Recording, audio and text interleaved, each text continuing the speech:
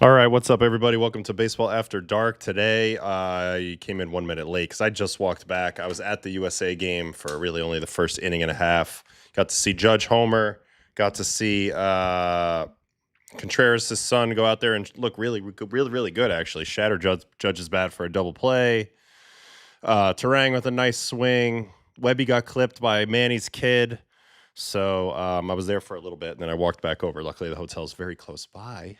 So I got to enjoy that a little bit before getting the show started. I am currently watching Puerto Rico and Colombia right now. Edwin's on the mound, my brother, and he has walked a guy. He's been a little erratic. First time pitching, I guess, at home in San Juan. So pretty cool. Hope everybody's great on this very exciting day 2 of WBC. 8 games today. It's been a fun one so far. And we'll get into all of that here in just a minute, but I wanted to thank you guys for hanging with me. And yeah, we'll get right into it in a minute. So let's see what we got here in the chat. Good evening, Marshmallow. Contreras has some stuff. He's young, but he'll grow over the years. I mean, listen, he's in high school still. He's committed to a college, but he comes out here pitching against the USA lineup, throwing 97. Very cool. Good little split thing. Big win for Mexico over Great Britain, close early until it wasn't. For a little while there, I thought Great Britain had a shot and a little momentum in that game. So we'll head over in a minute. I'm not watching USA versus Brazil at the moment because I'm waiting on this Puerto Rican game to end. I'm curious to watch Edwin put the finishing touches on it. But let's go get into it a little bit. Got a lot of stuff to look at today. Like I mentioned, there's a lot of baseball games today. So let me just get a little reload here of everything. Venezuela taking down the Netherlands this morning. We'll figure out exactly what order we want to go in. These are all of our WBC games. Nicaragua and Dominican locked at 3 in a very nerve-wracking game right now for Dominican. Let's look at the current box score down in Miami. Sanchez with a tough go, inning and a third, 6 hits, 3 runs, 2 earned, 1 walk, 4 strikeouts. After that, the bullpen has done a tremendous job. Brazaban, my guy, inning and 2/3. Mejia, 1 inning. Santana, 1 inning. Dominguez, 2/3, all clean since Sanchez coming out of the game. It's kind of like March Madness today, right? It's like everything's going on at once. A lot of games on Fox, FS1, FS2. Diaz now has two outs in this inning, so he's settling in here a little bit. And Puerto Rico is about to pitch a shutout, looks like, versus Colombia. This was a good pitching matchup at the top. Lugo and Quintana. So Medrano started this game for Nicaragua. He benched but didn't break, including a huge strikeout of Ketel Marte. Or, this game would have been a huge lead already for DR, but that's not the case. It is 3-3, and we are in the 6th. And that is very, very tight. As for this Puerto Rican game that I'm into right now, hold on, let me just look at the box real quick. The combination of Lugo, Garcia, Moran, Rios, Reyes, and Fernando Cruz have led to Diaz. So they're looking to put this one on ice. 2 strikes away from going 1-0 in Pool A. Pretty good effort on the mound as well by Colombia. Everybody throwing zeros except for Almeida, who ran into a tough inning. They're in the 5th. Brazil going from a 17-year-old to a 40-year-old.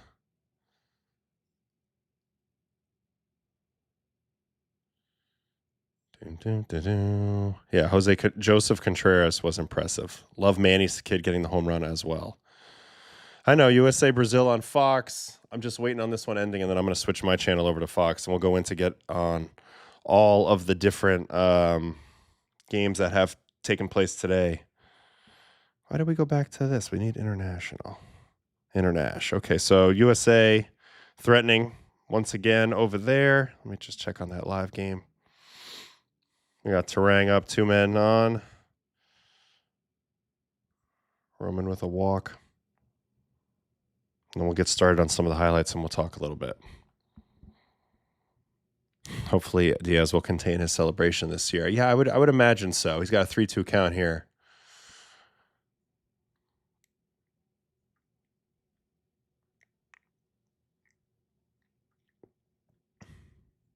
Strike 3 struck him out. So good job by Edwin to rally. Walking 3 strikeouts. That's basically an Edwin inning. And a great debut for Puerto Rico in Puerto Rico. So now let me go find Fox now so I can actually get the other game.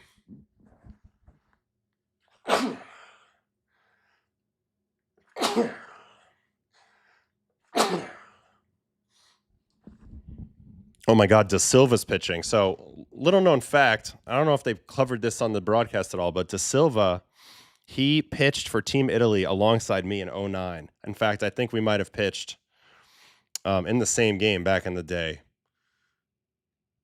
So we'll keep tabs on the USA-Brazil game. We'll catch up on everything that already happened. Unfortunately, right now, I don't have the ability to go play-by-play. I don't believe. I was trying to get that ability earlier. They're still deciding whether they're going to give it to me or not. I think they will, but not today. So that means we're going to have to go through just highlight style a little bit to all the games that happened. So the first one we got to go to is in Japan. Japan and Chinese Taipei.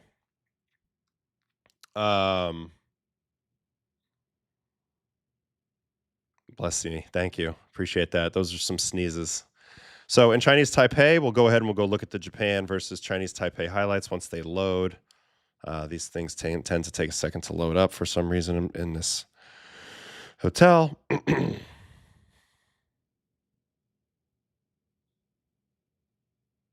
You know what? Let's just watch Shohei's Grand Slam because this was the big blow of the game, of course. It is remarkable how he can like reach out and be off balance and kind of one-hand the ball out to right. Just like Judge homering his first at-bat today, you know, it's pretty predictable that a guy like Shohei is going to show up and do something big. It seems automatic at this point. And Chinese Taipei now 0-2 in the tournament. They're a very highly rated team, but there's no doubt that they're a little bit in over their heads at this moment. Here is the full 10-run inning for Team Samurai Japan today. So Shohei starts it with the grand slam. Again, see how he's just reaching for that, yet that ball's still touched. It's just Shohei. What are you going to say? Thoughts on the mercy rule? Should they implement it in MLB? I don't love it in MLB, but it makes sense in tournament play, and it adds a couple wrinkles in terms of run differential and tiebreakers and saving your pitchers. So I think it makes a lot of sense in pool play. But I don't love it in MLB because MLB is a war of attrition, so a little attrition doesn't bug me. I think it's good, for teams to deal with different circumstances over the 162. And I think a mercy rule sometimes is a get-out-of-jail-free card for the losing team. I mean, nowadays they just they do the position player pitching for a little while or whatever. But Ohtani has that insane coil. That's what Spencer Jones is trying to replicate this year. But I mean, that's not a powerful swing. He just has such good leverage and he gets the barrel to it. So pretty incredible. All right, here's Yoshida staying inside. And, one thing that we've noticed very early on is with the Major League balls, the Tokyo Dome all of a sudden is playing much more hitter-friendly than it has been in MPB over the last few years. So expect some firepower for sure with the Major League balls. Team USA offense is disappointing so far. Yeah, it's early. And, these pitchers are going to nibble a lot against USA. So it's up to them to kind of make it into a boring game and force them over the plate. Murakami. Little poke up the middle. No play there in the infield. Another run scores. So all three of those guys are in MLB. Here's our first non-MLB player for Samurai Japan, Mr. Genda, the shortstop, the defensive wizard, little broken bat dumper into center, and they keep pouring it on here. Ooh, did Cameron just go deep? Everybody's hired up for Caminero. So Junior must have just gone deep. What a beast.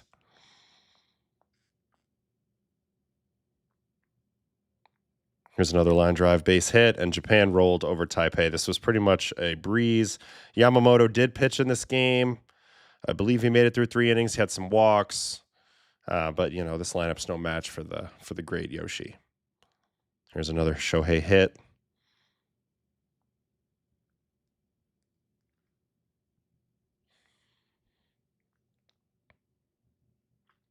And they gave the people what they wanted. you know?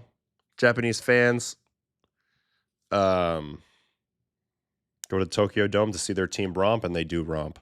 So it's interesting. I was just talking with my friend EJ Aguado, who is one of the social people with MLB, and he was saying that the Twitter post of Ohtani's Grand Slam this morning had more views, like doubled up the views already of some of the World Series posts. So just showing you the impact already of this tournament. It's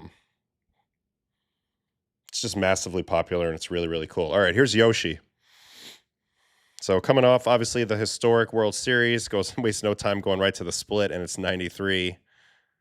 I mean, you just can't execute better than that. Another perfect one below the zone. So those are his two punchies, both on splits. And, he never gives up much. And then once again today, doesn't really give up any runs. Did have a couple walks. I mean, it is, checks my date, March 6th. So a little unfair to expect him to be in perfect form. But he gets his tournament started with a nice 3 innings. Let's go check the box score on this game and focus on some of these Japanese guys. Shohei 3 for 4. Kondo 0 for 5. Suzuki 1 for 2. Yoshida 2 for 3 with a double and an RBI and a walk. Okamoto 1 for 4 and a walk. Murakami 1 for 3 and a walk. Maki 1 for 3 and a walk. Genda 3 for 3, 4 RBIs. And Wakatsuki 1 for 3. On the mound, Yamamoto 2 2/3, so he didn't quite get to 3. Fujihira, Miyagi, Kitayama, and Sotani go the rest of the way. Pretty workmanly game. They only allow 1 hit. Who got the 1 hit on Chinese Taipei stopping the no-hitter? It was Yu Chang. And so we'll see who they play next. Ohtani, 5 RBIs in 1 inning, a grand slam, had a double, homer, and a single after 2 innings. Yeah, the guy's pretty good. Seems like he steps up every single time. I did see this as well. Maybe we can Google this really quick because this is pretty cool.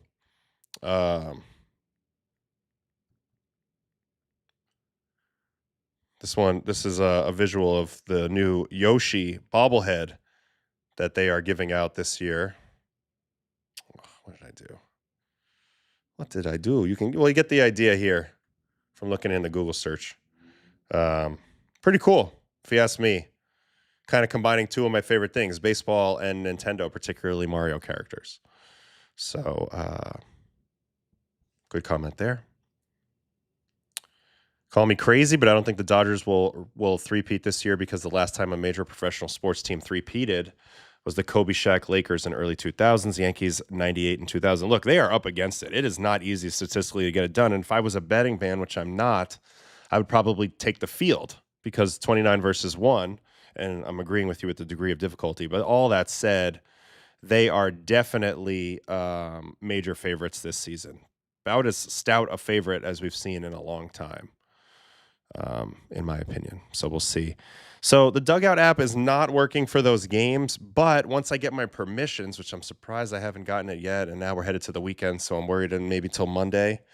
But I'll be able to get the highlights. I'm not going to be able to get the the pitch by pitch on the research. So we're basically watching highlights and chatting for the most part at the moment. Okay, so that's it for the Japan-Chinese Taipei game. That was pretty straightforward. Continuing to keep an eye on the U.S. game. Logan Webb just had a 1-2-3 inning, gets him through 3, only allows the 1 run, and the USA is back to the top of the lineup. So 3rd time through here. All right, so what game do I want to look at? I want to look at Netherlands and Venezuela. Venezuela pulls away with a 4-run inning in this one. And we'll just go right into the highlights. Acuna wasted no time, and I'm just going to go one by one. So, all right, we'll just go through them. So the first run was scored on a Javier Sanoa home run. Just gets the bat head out here. I mean, this pitch is up above the zone. This was a very odd pitch to homer on. This broke the early tie with the Netherlands and got the Venezuelans on top. Now, I do think that looking at the roster, I think they're the 4th best roster. Maybe even the 3rd best if you could put them over Japan. I don't know if you can or not, but this is a hell of a lineup, a very sneaky lineup that's going to score a lot of runs. And they weren't quite explosive today, but they did get the job done. And then on the mound, they did a nice job as well. Here's a Contreras 2-run single. Atmosphere already electric in Miami. Tons of Venezuelan fans. Tons of Dominican fans. So very entertaining pool over there in Miami. Whereas I thought the atmosphere was a little subdued. Intros, they were pretty loud here for the U.S. guys, but I thought it was actually a little subdued overall. All right, here's an Arise base hit.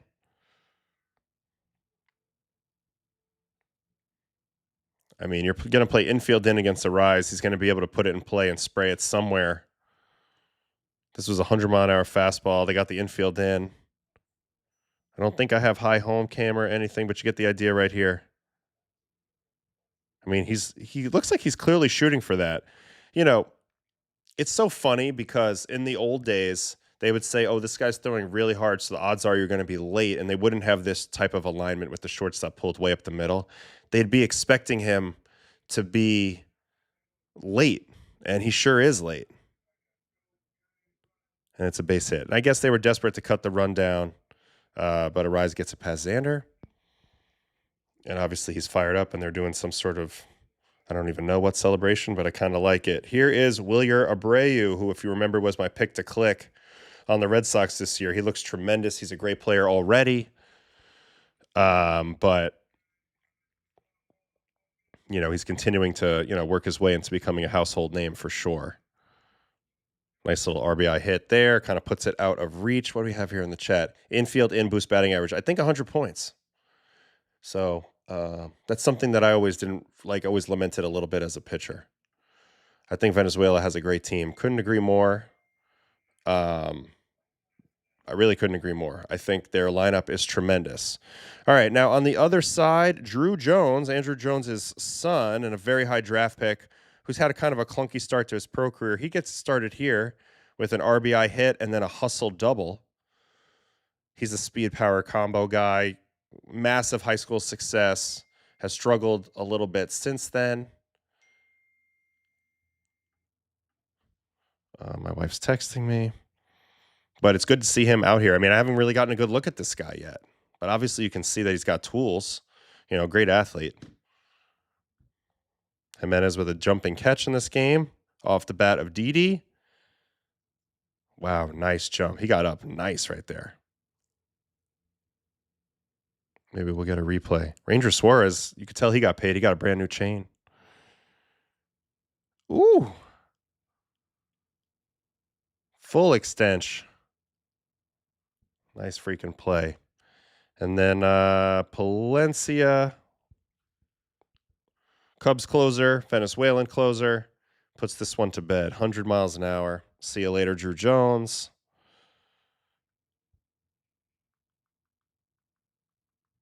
$101. So this guy came out fired up. And then Xander, little line out. And that's the ball game. Venezuela takes care of business.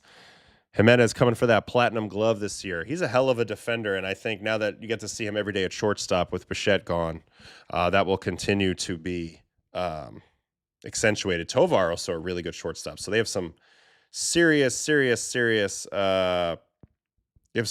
defenders on this Venezuelan team. De Silva's still in there. This is the pitch mix right now. 76 changeup, 88 fastball. Oh, so he's kind of where I'm at. See if USA can keep that going. All right, let's look at the box from this game. Venezuelan lineup. Acuna, 1 for 4 with a double and a walk. Michael Garcia, 1 for 4. Arise, 1 for 3, 2 RBIs. Contreras, 2 for 4, 2 RBIs. Salvi, 1 for 4. Abreu, 2 for 4. The other, William Contreras, 0 for 3 with a walk. Sanoa, 2 for 4 with the dinger. Jimenez, 1 for 2.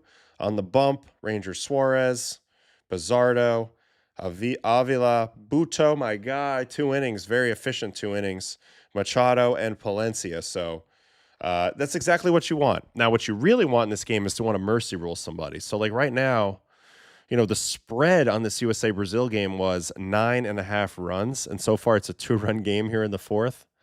Ideally, you want to blow somebody out to the point where you can save some of your pitching, especially with all of the restrictions that the organizations are placing on the pitchers. So one of the things that I am a little bit worried about is that I don't have any restrictions, whereas a lot of these other dudes do have restrictions, and so it makes me think. It makes me think that I might have to pitch a lot, especially if I have to cover some scary games, which is fine. It's not that I'm afraid to pitch; it's just that I don't know how I'll feel. And so far, I am feeling good. I'll be ready to go tomorrow. I bounced back well from my game, but to be the mop-up guy, I don't know if that's ideal for the old dog. But again, we'll see how it goes, and I'll be ready for anything because that's my job. Hey, we're gonna pitch every game and shove. I hope so. All right, what else we got here? Looks like banging the drum. So that's the Venezuelan celebration. Only thing that can deny the three-peat is the injury that usually happens with their pitching staff, but Mookie and Teoscar will be better, and Tucker and Edwin. I mean, the thing that can stop it is just that it's baseball. And, I mean, they almost lost each of the past 2 years. So, we'll see. All right, next game to take a gander at that's already been completed. Let's go with Cuba and Panama. This one was early today. Yoan Moncada with the big hit in this game, 2-run home run. We got to take a look at Manaea, who is a pitcher from NPB who's very good, who would be interesting to see in MLB, but this is the only time we ever get to really see him. He ends up going 3 2/3 for Cuba, does a really nice job, and they kind of grinded their way through the rest of this game. Panama had a few opportunities, also threw the ball extremely well, wasn't quite able to push across any runs. Notable names here: Sosa 1 for 4, Caballero 0 for 2 with a walk, Amaya 0 for 3, Camargo 1 for 3, Enrique Bradford Jr. 0 for 2. Betancourt, they didn't really get it going. On the Cuban side, I mentioned it was Moncada, and Guibert had a really nice double as well. So let's go see what we can find here from the highlights of Cuba, Panama this morning. So here is the Yoan Moncada home run. This was the first game in Pool A from Puerto Rico. We don't really ever know what to expect out of Cuba. They used to be an international powerhouse, but most of their best players from the island have long defected. And I get the sense that their program down there isn't strong and hasn't really caught up to the rest of the world. That being said, they're playing a lot of baseball there. We just don't simply know some of these guys. But we do know Yoan Moncada. He does connect for a 2-run jack right there, put this game to 3-0.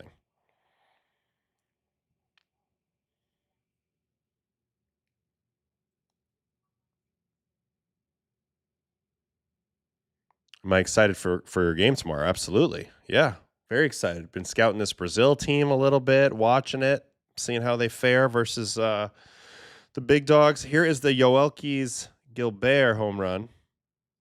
I mean, what a swing, left on left, absolute linea down the line, sneaks it out. Really good piece of hitting right there. It also looked really sunny and really hot at this game. Not a lot of fan attendance with Puerto Rico not playing, and they have the turf. I'm just kind of wondering what the conditions are there. I did talk to Jameson Taillon about potentially coming on while he's down there, so we're going to work on that. He'll give us a little bit of the report from Puerto Rico. Here is the Yoan Camargo RBI. This was Panama's hit. Camargo, former Philly, a couple other teams. I mean, they have some guys, but it's funny this tournament. You see, pitching more than anything else. You need a boatload of it to survive it, especially with all the pitch limits. You don't have anybody that can carry you, so it's really a true team effort on the mound, and that's the undoing of a lot of the teams that are a little bit further down the rankings. Got a spinning throw here by Caballero, so let's watch Cabby's defense right here. I mean, what a recovery. It's nice that he has Despain running, who is obviously not that fleet of foot, especially anymore. He's not very young anymore, but pretty good reaction here by Caballero. Brazil surviving. Logan Webb out for the 4th. Getting length out of the starting pitcher is crucial if they can get past 3 innings pitch under 40 pitches. So you can only do 65 pitches, but if you go over 50, you have to have 4 days off or 5 days off or whatever it is. So I was thinking today, like, Bo Takahashi started the game for Brazil, and you know, he's probably their best pitcher, but he had a really tough go there in the first. But they got him out of there. Honestly, maybe even before he threw 30 pitches, so then he can come back with only no days rest, or if it's between 30 and 50, all he needs is 1 day's rest. So all that stuff comes into play, which I think is pretty cool. All right, Levon Moniello, who was the pitcher that we were most interested in from Cuba. I think kind of interesting that he got all righties except for, it looks like, one guy. But 4-seam, changeup, curveball, slider, sinker. So kind of a pretty large pitch mix. You can see from the strike zone, he wants to work righties inside with the fastball, away with the changeup. Curveball is a called strike pitch for him. Sliders to the back foot, and then sinkers also to the glove side. So he's playing 2 fastballs off to the glove side as well. We got all sorts of sirens going on outside. I hear a lot of commotion out there. I hope everything's all right. I mean, the game's still going, so I think we're okay. What's up, Omar? Brazil versus Italy is one of the biggest rivalries in the world for football, no doubt, for the beautiful game, which we have coming up this summer. World Cup. All right, so that was Moniello. He's an interesting player. Let me see if I can get some StatCast data on him, as a matter of fact, now that we are here. See if they have any of that from down in Puerto Rico. I'm assuming they do. Yeah, they do. So here's Levon Moniello. This is a guy we've been curious about for a while. Cuban playing an MPB with a pretty big contract. 42% fastball, 22% change, 19 curve, and 17 slider. As you can see, the MLB app had him throwing sinkers and 4-seams.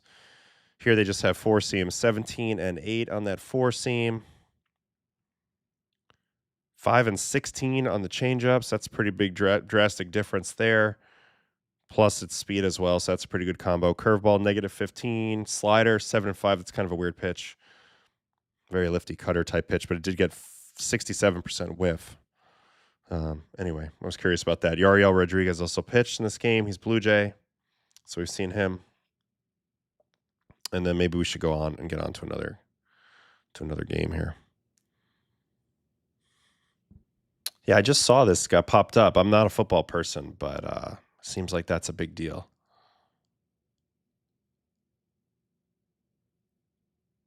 Oh, I love you, Brett. I miss you. Pitch Profiler has some summaries for these WBC games. Okay. Should we watch Logan Allen's outing for Panama? 5 strikeouts.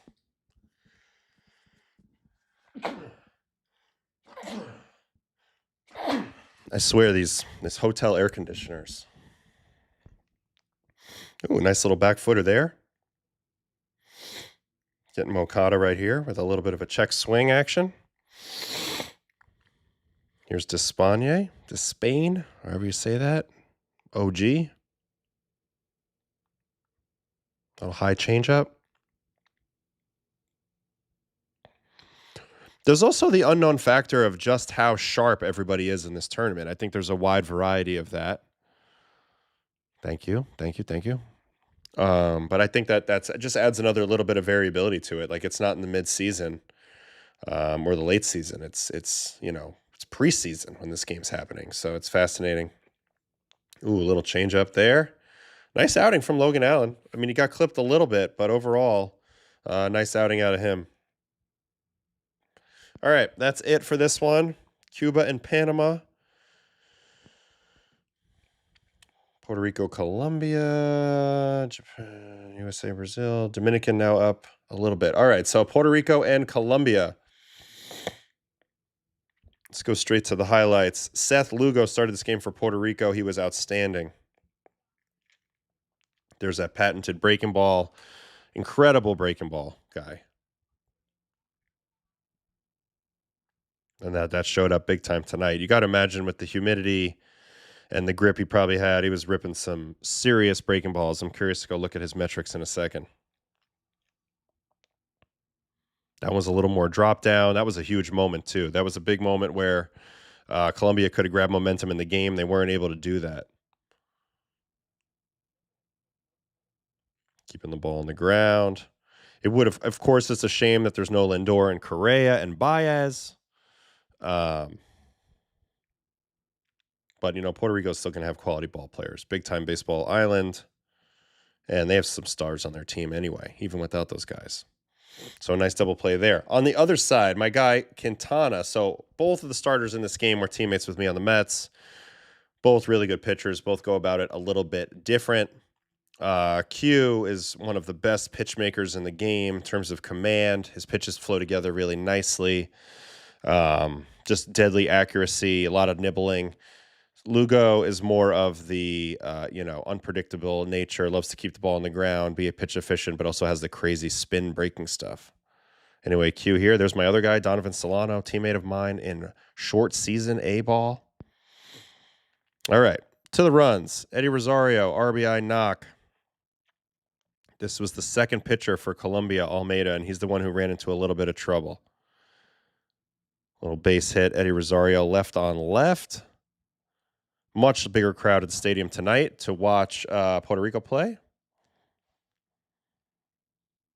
think it's Sandy Alomar Jr. over there. Martin Maldonado, my fellow basically retired man. Oh, we don't want to load this clip because he's old. See, we got Willie Castro. Willie Castro double. I believe he's a Rocky now, which is awesome. One thing I noted is that most of the four seam for pitchers outside of MLB in these public stuff model doesn't have good grades. Maybe because IVB plus arm slot. Well, I think at the end of the day, the Stuff Plus models are averaging, major league pitchers. So that includes some pretty ridiculous arms in there because it's the best arms in the world. So anything compared to that, apples to apples comparison to that's gonna be tough. It's a tough bar to clear. I'll say that. Very tough bar to clear. Here was Edwin punching out the last batter of his inning, pitch 24. Little dirty little slider. Nice little side shuffle from Martin Maldonado, and a big first win for Puerto Rico. What else do we have here? Got a little basket catch by Nolan. I love Nolan went full team Rubio with the dyed hair. I know he's catching some flack, but I think it's pretty damn cool that he's representing Puerto Rico. They use MLB balls. They're basically the exact same balls, just with a different stamp on them. So that's why we've been seeing in the Tokyo Dome so far some pretty good contact. And that's just Nolan being Nolan. Little basket catch there, no problem. They did have Beltran throw out the first pitch before this game. Obviously, local legend going into the Hall of Fame now. Well-deserved. Look at Carlos Delgado delivering him the ball. Surrounded by other Hall of Famers. Edgar Martinez. There's Pudge. So this was a big moment for the island of Puerto Rico with baseball. Yeah, Thiago Vieira pitching for Brazil. This is former White Sox. Not sure where he is now, but was a 100-mile-an-hour thrower.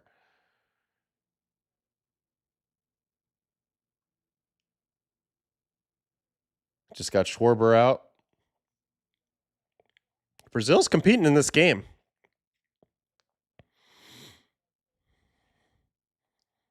All right, let's go look at the box.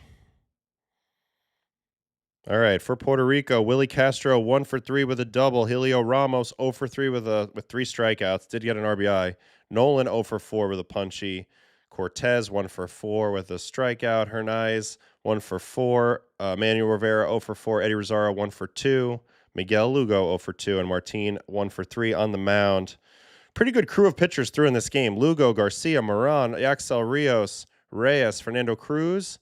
Only threw one batter, interestingly, and Diaz. So they must have a day off or something trying to get Edwin a little work. But just a solid game all around. Colombia, I mentioned, Quintana looked really good.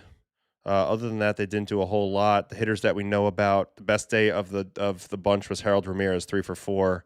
Gio Urshela 1 for 1 with 2 walks. That was a pretty positive part of the lineup, but Solano going 0 for 3, Rodriguez 0 for 4, Campero 0 for 4.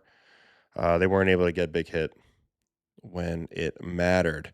Let me go to my metrics for this game because I'm curious to look at Q and Mr. Lugo. All right, Seth Lugo.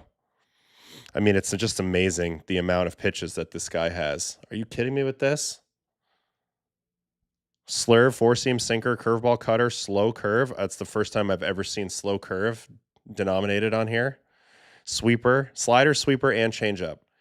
That's just Lugo trying to be Lugo. But that's some funny shit. That is some very funny shit. Wow. All right. Velocity-wise was fine. Not really going to see much. Was ripping those breaking balls, though. 3,082 average on the slurve. 3,334 on the curveball. Ridiculous. He's such a unique pitcher, has such big spin talent. Where's my whiffs at? What did he get good whiffs on? 67% on the slurve, 40% on the curve. It's just funny for a guy with this many pitches. It's like honestly more than Bassett in a lot of ways. You would think, at least I would think, that as a reliever he would have leaned into that even more. But he always wanted to pitch to contact. He always wanted to break bats and put some style points on it with his own way in his own way. And if I were him, I would have just went straight to a lot of these breaking balls and just said, see you later. Also, he had a lot of extra velo on his breaking balls today. So that's interesting to see for sure from Luke's. All right, let's go down to Fernando Cruz. He only threw 1 pitch and got a swing, and it was a fastball, and he got out, so nothing to see there. And then Edwin, I am curious just to take a quick gander at Edwin. Average 96.1 on the 4, 88.5 on the slider, slightly down from last year, but it's spring still. Huge whiff rate. I mean, 63% whiff on the slider, 75% on the fastball. He got 12 swings out of his 24 pitches, and he struck everybody out except for the 1 walk. His movement looks about normal, so that's good to see. Okay, Quintana. One thing I was curious to see with him in spring training this year was his fastball velocity. You know, going over to cores, probably not. You know,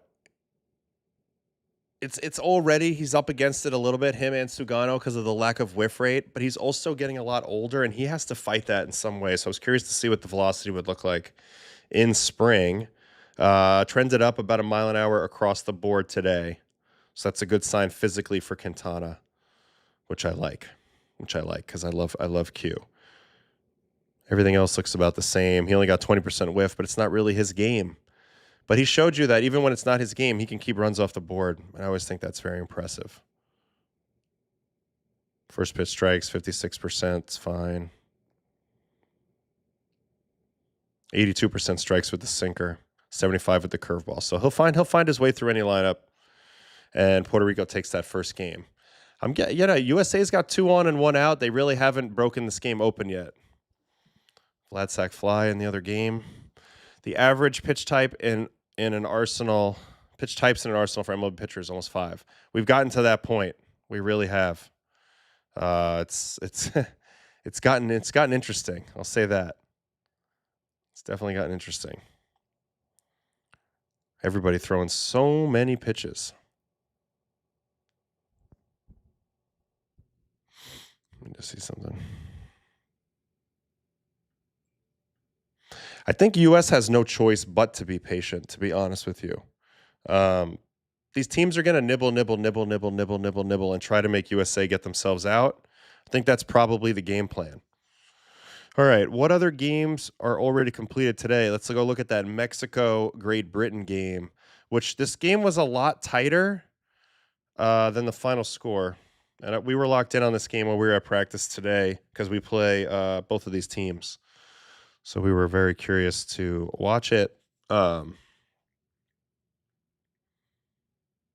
yeah, this game was pretty close. All right. Nacho, we'll start with Nacho's home run if it will load. Of course, everything's going to take a little while to load as we just got here. All right, let's give it a second. So runs allowed is the first tiebreaker. I think you just have to pay attention if there's any combination of teams that are trending to both be 2-2 or 3-1. And if that's the case, then yeah, that's when we start paying attention to it. But at the first game, probably a little bit too early to pay attention. Besides Winter Ball and the Japan-Korea leagues, do many of these other WBC players have leagues to play in? Sure, there's some leagues in a lot of these countries. Mexico has their own league.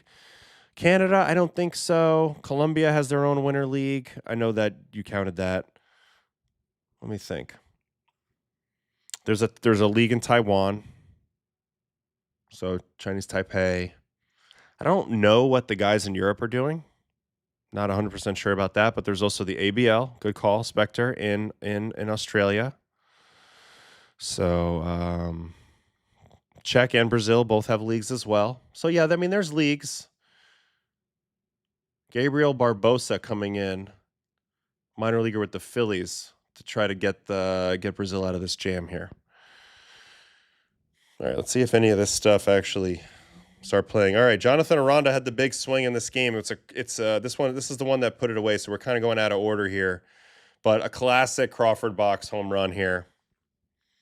Just stays inside a pitch, 2-0, and puts this game to bed. Now, you see the score at the moment was 1-1 in the 8th. So this was a very big moment in this game. This pitcher here, Beck, had just came in, and he gets rudely greeted by Mr. Aranda. And, Mexico has a very nice lineup. They're going to be a tough team for us. All right, Harry Ford, second tournament with Great Britain. And a huge swing here, which tied this game up in the 6th.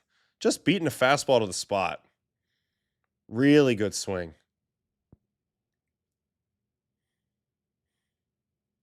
Look at this pitch again.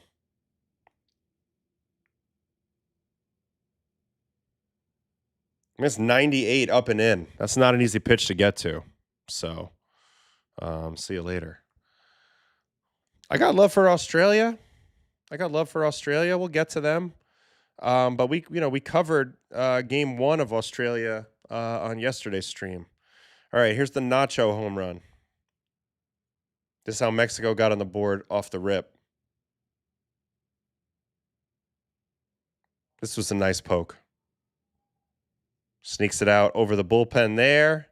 You can see how much this means. There's a huge Mexican turnout down here in Houston. Everywhere I watch, everywhere I walk, I see USA jerseys. I see Mexico jerseys. Seen a lot of Brazil as well. So it's been pretty cool to be around here the last few days for sure. All right, this was the big play of the game. This is when they had a chance to take the lead. Great Britain. Smoke to left, but it's a short left. Randy gets it on one hop, and in real time, this felt like a really bad send, and it was a really bad send. But they were trying to push the envelope a little bit. You still got to make the throw, and Randy does a perfect job. I mean, just puts it right on the money. One hopper, right to Kirky, and that kept Mexico tied up. That was a huge play, huge play in this game. Munoz sealed the deal for Mexico. He looked great. He was like 98 to 100 with his usual breaking ball. And Mexico goes to 1-0 in this pool as well as they take care of Great Britain.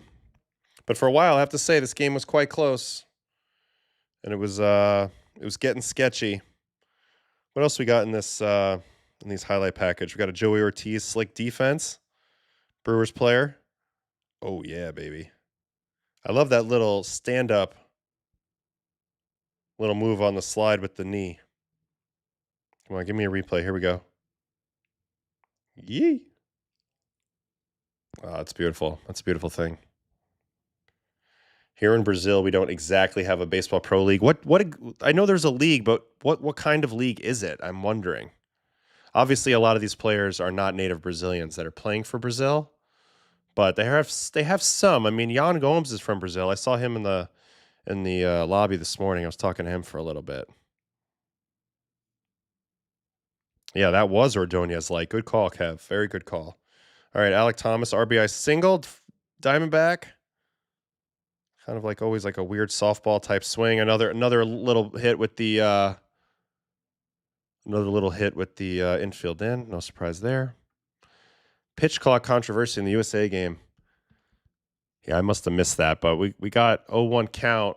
Buxton at the plate here. Bases chucked. 1 out. Ooh, swing and miss. All right, Trace Thompson catch at the wall. Love me some Trace. Hit a nice game today for Great Britain. This is his second time playing for them. Played a hell of a right field and got an RBI double in this game. Nice play there. Here's his RBI double. Got some long arms. Even though they were down there, Trace had a nice day. You know, they have a decent offensive group. It's just overall not enough pitching. Here's a Joey Ortiz double for Mexico. Ooh, a little LeMahieu step in the bucket, slash it the other way.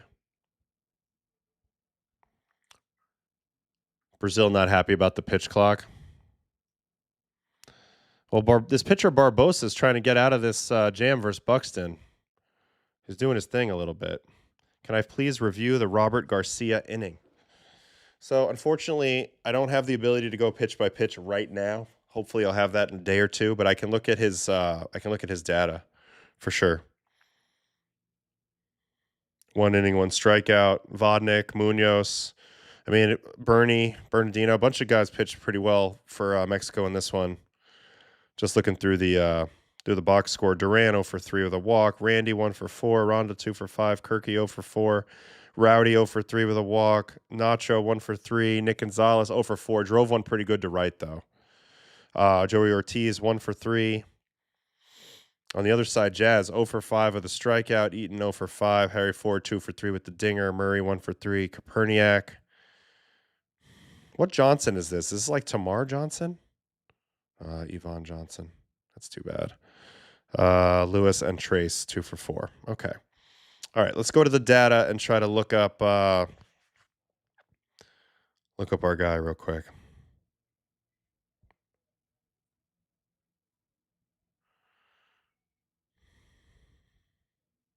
Robert Garcia, 1 mile an hour down on the 4-seam, 2 miles an hour down on the slider. Did get a whiff on a slider. Just 4-seam slider, a couple change-ups. Got a whiff on a change-up as well. Everything looks pretty much normal. Slider's got a little extra bite to it right now. Nothing really to see here. Average 90. I got up to 94.6. Pretty good player. So wait, did we just get a walk here? Buxton just walk here to make it 4-1. Professional baseball here is limited. Brazil. Most teams compete in amateur or semi-pro leagues, with the main national competition being the Brazilian Baseball Championship. Okay. Good to know. Thank you. Appreciate that. Buxton hitting the hands. He seems fine, though. I don't see any controversy. I keep missing things. I don't have that volume on. It's amazing how many decades baseball went by without time clock. Ricky Henderson would not like. Maybe he would, though. Ricky was always ready to rock and roll. And I think, Terang towards the... Yeah, oh my God, that ball could have been caught, maybe? But everybody's going to score. USA is about to break it open. This is going to be a 3-run double. Yeah, 3-run double from Terang. 6-1 US. So now they have a little bit of breathing room here, and they're showing Griffey for some reason.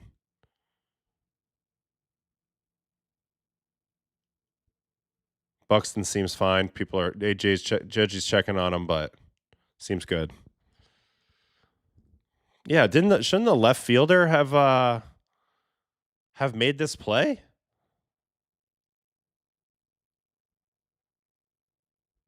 Wait, let me see where it hits.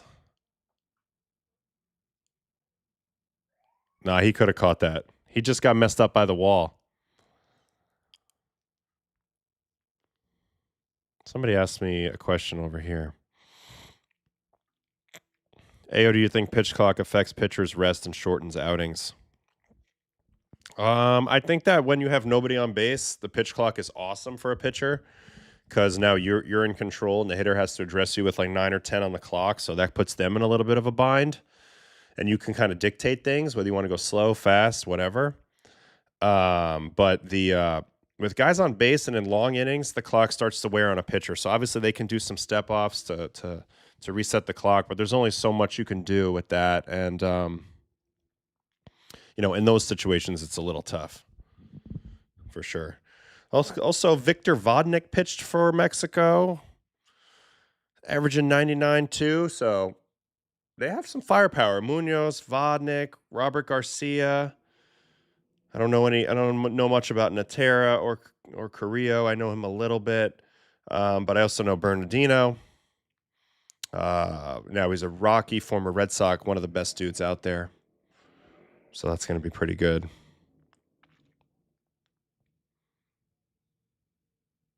All right, I think that's it for this game. Mexico defeats Great Britain. So we can't go probably on the I don't know if there's going to be highlights yet of the DR game. Let's see, because it's still ongoing. Yeah, no, not yet.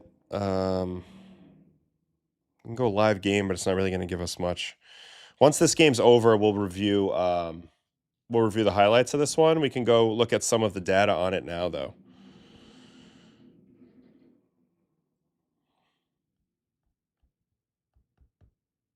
Let's see here. All right, let's take a look at some of these Dominican pitchers, particularly Sanchez, who had a tough go. All right, so velocity looked fine in the normal range. Average 95, basically. Change up a little firmer slider. That's all his usual stuff. Did get 40% whiff, so there was plenty good here. But he also gave up a lot of hits, interestingly. None of them hard hit. All of the balls in play were not hard hits. He averaged only 83.4 on his exit velo, so maybe not his best game ever, but he did a lot of things right. 67% first pitch strike, 50% chase, 74% strikes overall, no hard hits allowed, 40% whiff. So I think he's perfectly fine. Obviously, he gave up some hits. Guys were doing a good job hitting it where they ain't. But from a data perspective, he didn't really do anything. Wrong. Brazaban, my guy from the Metros, came in and did a great job. Throwing hard, changeup's his best pitch. Juan Mejia, averaging 98. Dennis Santana, I think right now he might be the Pirate closer, 40% whiff. Sir Anthony Dominguez, averaging 96.5, so slightly down, but still gas. Wandy Peralta, ground ball specialist. A little pumped up, throwing a little harder. Camilo Doval, averaging 96.6. Looks like he's the most recent pitcher. So Dominican doing Dominican things. In terms of the box score right now, where are we at in this Wago? Tatis 1 for 2, Cattell 1 for 3, Soto 2 for 4, Vlad 0 for 3, Manny 2 for 4, Junior 2 for 4 with the home run, which I haven't seen yet. Julio 1 for 3, Wellesley 0 for 3, Perdomo 0 for 2. This team has held tough. Nicaragua. And what's amazing is the hard hit percentage here. Now maybe this is hard hit allowed, but 30.8 versus 6.9, something's up there. Anyway. All right, let me go back to the chat here for a minute. Did Pasquantino buy Team Italy dinner? No, it was sponsored by the World Baseball Network, which is like a company that works with the Italian Federation and a lot of federations around the world. So they held a dinner for us. It was really good. Vinny's done a lot of talking. He's been the mic guy on the bus. He's hilarious. He's doing a great job at it. I think he's probably going to be the Italian guy for the rest of his career. The guy playing each and every tournament. He's pretty ingrained here, and he's doing awesome. It's been good to get to know him a little bit. I know a lot of people like Vinny, and certainly now that I've gotten to know him a little bit, personality is fantastic. Well, with the pitch clock, pitchers need to focus on cardio now. A little bit. I live in the Northeast. This is of Brazil. So baseball here, it's almost non-existent. Baseball's most stronger in the Southeast. The Nippon immigration was stronger there. Okay, yeah. They have like a Japanese influence, Latin influence, and American influence all into their baseball. So it's pretty interesting for Brazil. These games remind me of coaching youth baseball. You just run out of pitching and then hope and pray. 100%. I mean, this is like what it looks like when you kind of slap it together for a tournament all over the world. And that's one of the things I like about this tournament. There's a lot of variance in it. There's a lot of varying skill levels, but the game of baseball is so quirky that, really anything can happen. So, it's very interesting. The BABIP monster got to Sanchez. That's what it looks like to me. That's what it looks like to me. I don't know why all 3 of Sanchez's runs weren't earned. Well, I'll tell you this. I think I and Mr. Sanchez would care a lot more about that if that was a regular season. As looks like Michael Wacha is the new pitcher for USA, up 7-1. But in this circumstance, nobody cares about your stats in WBC. And it's kind of fun to play baseball not caring about your stats. I will say that. Ooh, J-Rod just went deep. Vinny Boom Bats. Andrew, I am playing for Italy, and we play tomorrow versus Brazil, I believe at noon. And yes, there is a nice eye on our caps. I don't have all of that, but I probably have some of that. I know. Okay, you care for your scorecard. My bad. I hear you. All right, so what haven't we covered? I mean, this game's still ongoing, so there's no highlights for either of those. We've gone over all the others. Taipei and Czech just started. We'll definitely prance around some spring training as well. We should go to Australia. I know that somebody's been waiting carefully for Australia. They win 5-1 over the Czechs. So let's go back to here and find that game from yesterday and get the highlights, and we'll look at that since we haven't gotten into that yet. Yeah, the Aussie second game. That's what we're about to check right now. What did I just do? Why did I do that? I don't want to do that. All right, Curtis Mead. This was the big blow, the 3-run bomb. I don't know if he's still with the Rays or... Whoa.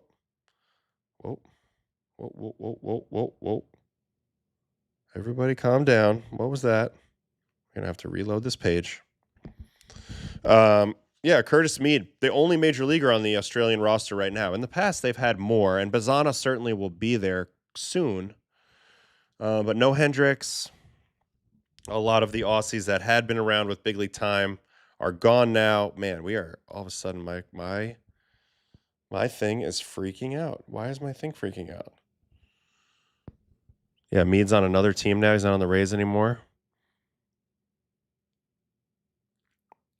Yeah, I made it. They're in the shop. I don't know how many are left, but they're in there. Baseball coffee. I've gotten a couple compliments wearing it around. You always gotta make sure the brand is hot when you're around everybody else. Give them some awareness that this show exists. Yeah, Wacha's in the game right now for US. All right, now that this stopped freaking out, maybe we can watch this highlight. Here's the Curtis Mead just getting a really slow pitch from Andra, changeup of some sort, and smashing it into left. Now, the Czech team, not for nothing, they had some really interesting fastball changeup combination guys making their fastball really, really play up off of really slow changeups. There was a dude yesterday throwing 70-mile-an-hour changeups, and he was exposing guys with 84-mile-an-hour fastballs. So, on a very basic level, the game is timing. And there were some Czech pitchers that were doing a great job of upsetting timing despite not having velocity. Here's the other home run.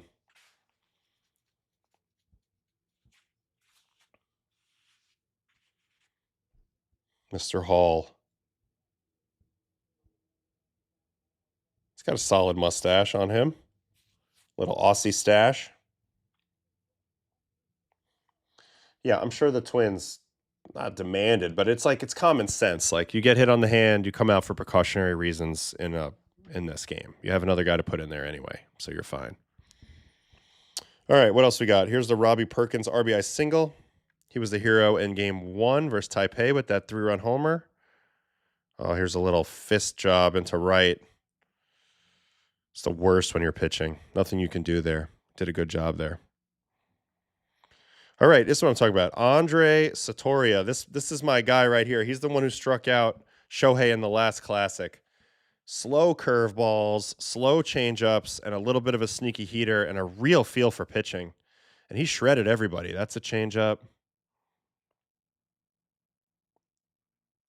I love watching this guy throw the rock. Look at this changeup. Oh, 71 never gets there. Thing's got a parachute attached to it.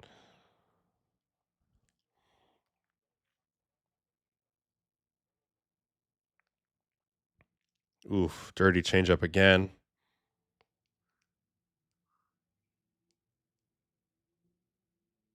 I don't know. It's just really fun to watch guys compete at a high level without physical ability, because at its core, this game is a skill sport. Of course, your physical ability sets your ceiling, but it's still a skill sport. I mean, what a performance from Satoria.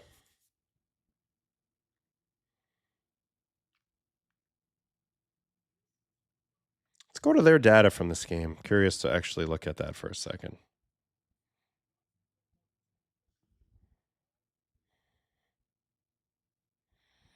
All right, where's my guy we just watched?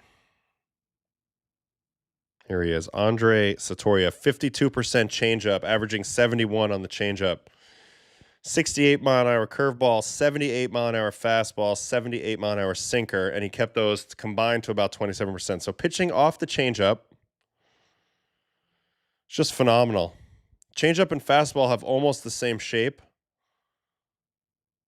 so it kind of disguises it, and it's just a straight slow, and slower approach. He got 45% whiffs on that changeup. God, what a cool pitch. What a cool job by him. 42% first pitch strike, because, you know, he's going to have a hard time attacking the zone, but then he can go right to the slow stuff. So it's pretty funny. Ooh, 10-3 DR, 450 feet, 117 mile an hour. Is that O'Neal Cruz? Oof, I want to get that. I wish I could get it right now. I'm so flustered by this.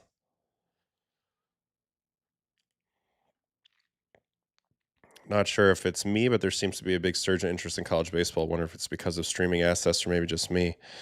No, I don't think you're missing on it. I think college baseball is putting out a really great product right now, and people are noticing. There's also access to watch a lot of these games. More money's getting pumped in via NIL. Players are now developing at a very fast rate, so the quality of the college game is different now. There's a lot more power involved. The physical stuff is kind of solved. Oh my God, there's a guy wearing number 0 pitching for Brazil. I love it, buddy. Do it. Marostica, or however you say that. So just looking really quick at the Czech pitchers in this game. Andra topped out at 87.3. Andre Satoria, 80.1. Ryan Johnson, 88.7. Marek Minarek, 89. And so they didn't throw one pitch at 90 in this game, which is just so fascinating. And then on the Australian side, 91, 93, 89, 89, 90, 91. It's just like a blast from the past in a lot of ways, looking at some of these pictures. Oh, I'm sorry, I wasn't sharing my screen there. Not that there was much to see anyway. I was just reading off some random stuff. DR Sellies are insane. I'm sure they are. I can't wait. Get that game over with so I can get and watch all these plays. Which MLB team is Satori on? That's funny. I wish he was. I think these draft classes are helping, but a lot of that is like Skeens, Cruz, Burns, yes, etc. But like, it's just like guys are getting such better player development now in the college ranks. And so then they get to the big leagues really fast and they're really polished and people know their stories a little bit more. And then they start to buy into, wow, like they're not that far away in the college level now. So I think that's pretty good. Off-speed pitches are the most difficult for me to evaluate. Well, you got to take a lot of things into account. That's for sure. Soto's takes are things of beauty. My man doesn't chase. He doesn't. He refuses to. Let's go check that DR box score right now, as they have now opened it up to 10-3.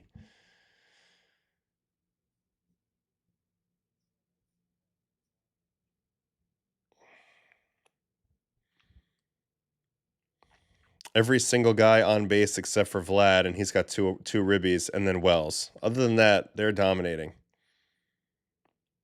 Julio 2 hits, Junior 2 hits, Machado 2 hits, Soto 2 hits, Tatis 2 hits, Cattell with a hit, and then O'Neill pinch hit, 3-run nuke. So they're rolling.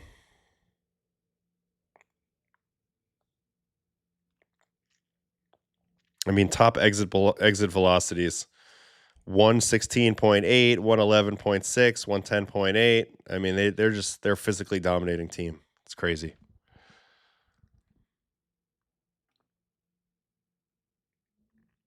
Yeah, I mean, I could probably just go ahead and Google some stuff. I don't think he pitched poorly based on the data. I mean, I'd love to watch every pitch to evaluate his command level, but yeah, I mean, I think once you get your feet under you a little bit, generally it's a little bit easier to calm it down. All right, so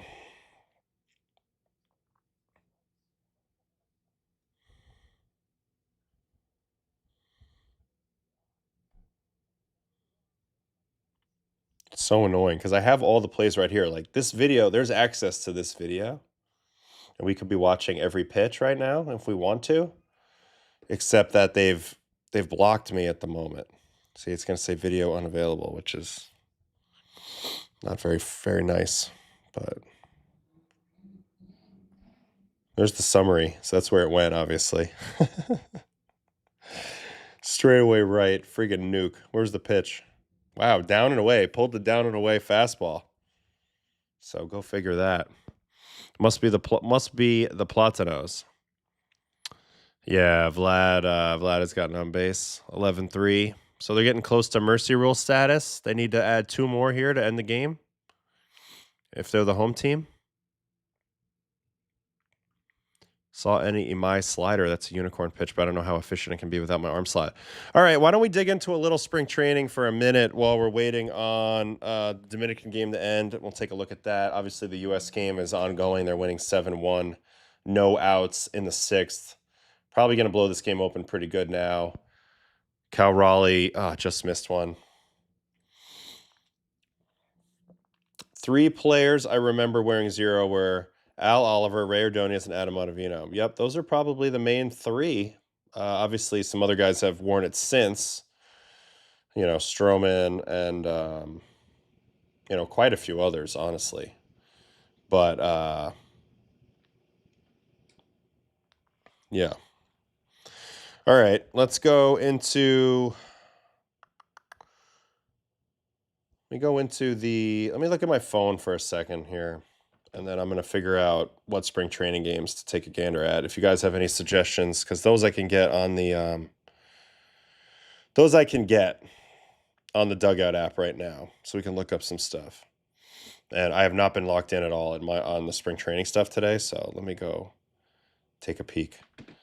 I only wore 00 in spring last year. I didn't watch it overall. Overall, I was number 0, single 0. Okay, Cam Schlittler pitched. He struck out 4, so maybe that's worth watching. That was his spring debut.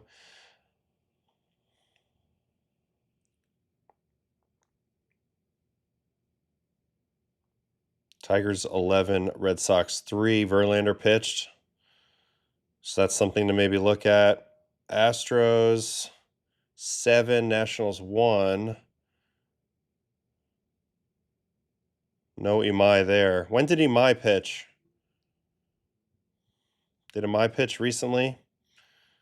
All right, Cardinals, Orioles, Phillies, Pirates, Blue Jays, Barrios pitched. Brogdon, Dolander again, so we can watch him again. Andrew Abbott, Jack Leiter, Kay. A lot of games today, obviously. On the Mets side of things, Manaea. So Manaea made his debut. I don't think we'll have that game on the Dugout app, but let me take a peek. That's Mets Marlins. I would like to start with Manaea if we can, because we haven't seen him in a while. I'll at least look at the data, but I don't think we're going to get the video, unfortunately. Let's see. Come on, Shawnee. Oh, we got center field angle. Okay, great. 89.5 on a fly out. So we don't get the high home, but we know that was an out. Negative 19 and 14.1. I mean, that's right away, that's a crazy metric. 89.5. I'm not going to freak out about his velocity probably at all. I just want to see that it looks like he can extend his arm and that he feels good and he's going to throw some changeups. Sorry about the screen again. Sorry, guys. All right, here's Shawnee. Shawnee Manaea, the tribal chief. So 89, 87 early. Here's a changeup. Jams the guy on a changeup. Sinker.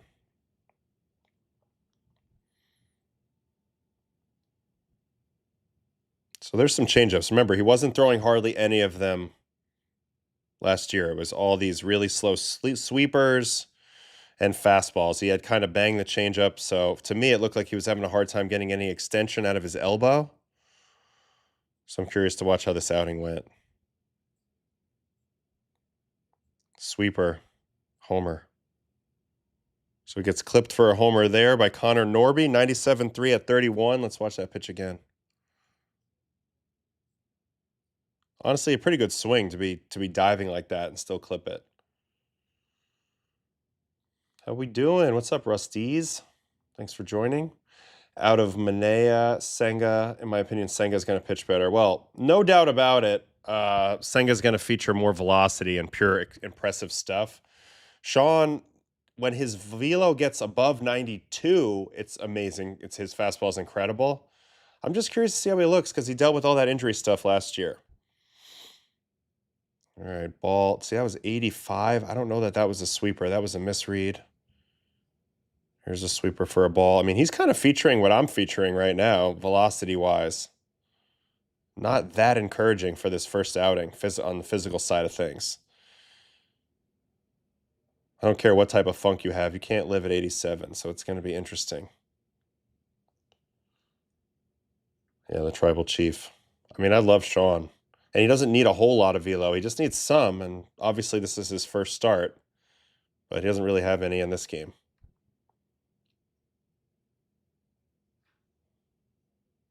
Arm slot looks a bit higher. It's still pretty low, but I'd be curious what it's at. Maybe a bit higher than when he went full low.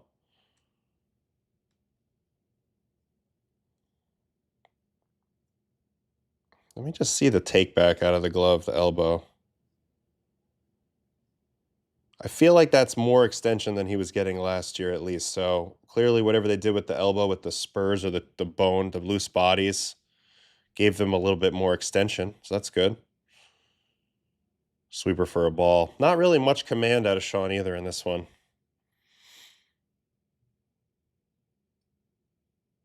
Change up, fly out. I mean, this is an 85.5 fastball, guys. And a complete pull Johnson, too. I'm not feeling great about it, guys. I know it's early, but he should be a great throw by Alvey right here. Can we replay this throw by my guy Alvey? Getting Sean a free out. Perfect throw on the bag. Semien with the tag. Nice pit. Nice play. I'm just a little worried because this is like a little bit lower than I was hoping for. If he sat at 88 the whole time, I could probably dismiss it. But these are fastballs, I think, at 85, guys. I don't think these are actually changeups. So I'm a little worried. First pitch out here, 87. It's the pop-up. And when he's right, that's the thing. His ball plays from such an uphill angle that it's pretty special.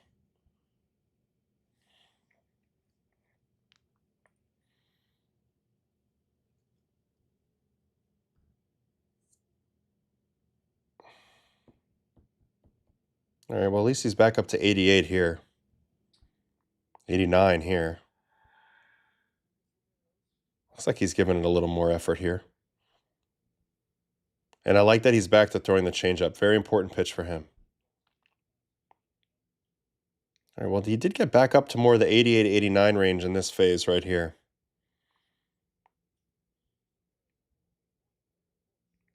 You can see how that heater up and away really plays. All right, here's a one pitch out.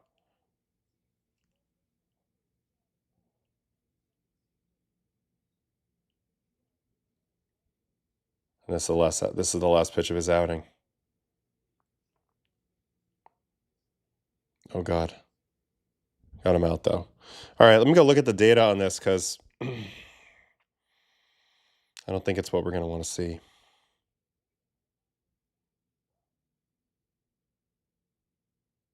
Man, we need Sean to get up to like, if he can just be like 92 and feeling healthy, then his pitches will start to look better. I'm not going to freak out yet, but I was hoping. I'm definitely a little worried though. I mean, you see the drop and everything. I mean, last year he only averaged 91.7, and right today it was 88.1. Sweeper actually was harder, so maybe that's a little bit more encouraging. Just command didn't look great to me. Action didn't look great. I mean, he got 1 whiff on 16 swings, 6% whiff. I know it's spring training, but that's a little iffy, to say the least. Did throw 6 out of 10 first pitch strikes, allowed 3 hard hits. I guess we'll keep monitoring him, but yeah, I mean, not the physical jump off point that we were hoping for from Manaea. Maybe they only wanted 75%. I don't know. Waka looks great in this game, by the way. I see what you're saying here, Prepsley. He just punched a couple guys on changeups. He's looking really nice. Torquing arm at that angle has to stress the arm a lot. I just think last year he was never really recovered from that previous year. I mentioned how Sean was barely able to lift his arm during the CS against the Dodgers. That's how much he had thrown our team on his back that year, and how many innings he had pitched. And I don't know what the residual effect. You never know what the residual effect is in the moment, but he hasn't looked great in a while since. So it's kind of tough. Someone needs to pull the plug before he gets more injured. See, it just doesn't look great to me. He did have a little bit more extension at least in it, but that didn't look great. You know, there's some more Mets to watch in this game now. We got a Craig Kimbrell sighting. Looks like he's throwing slower. He got a ton of whiffs though. Devin Williams, Brian Hudson, who's an interesting arm angle. Jaquez, Ryan Lambert, Max Meyer pitched in this game. It's actually quite a bit to look from this game. So let me go pick through a few of these Mets real quick. Let's look at Kimbrell. He doesn't do much. Just want to watch the finishing pitches just to get an idea. Swinging strike on a sweeper. Man, I never thought I'd see the day where Craig Kimbrell's throwing a sweeper instead of a curveball, but he gets a punchy there. This is an out on a fastball. Just doesn't have a lot of velo anymore. I don't think without velo he can probably make the Mets. Sweeper here. That was a very good location. Nice pitch. That's a really good pitch. All right. So there's Craig.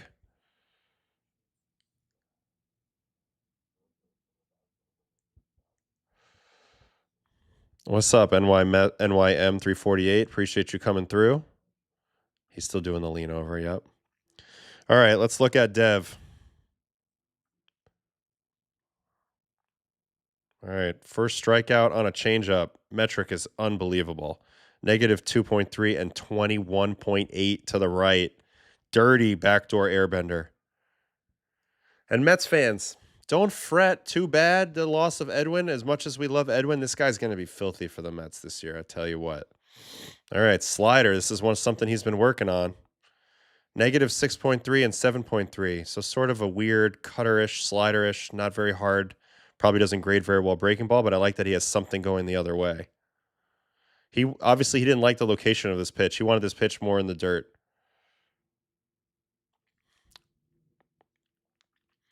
I do think Kimbrell 445. For me, he's a Hall of Famer, yes.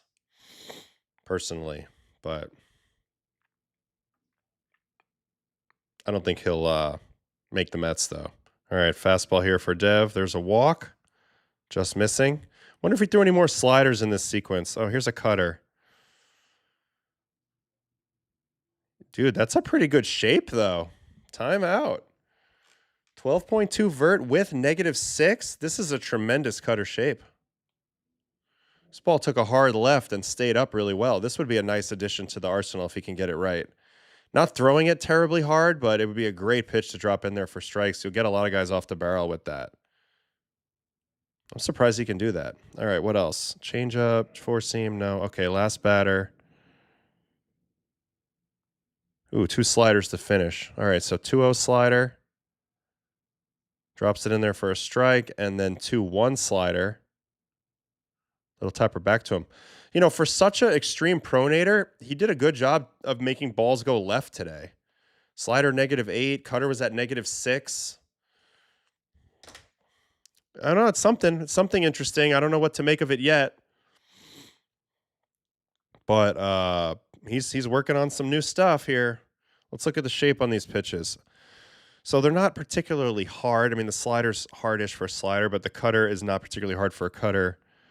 All right, slider was 6 and 7, cutter was 12 and 6. So they're distinctly different. They're distinctly different. The difference is the vert on them. So interesting to have something going left for a change. We'll see how that affects things.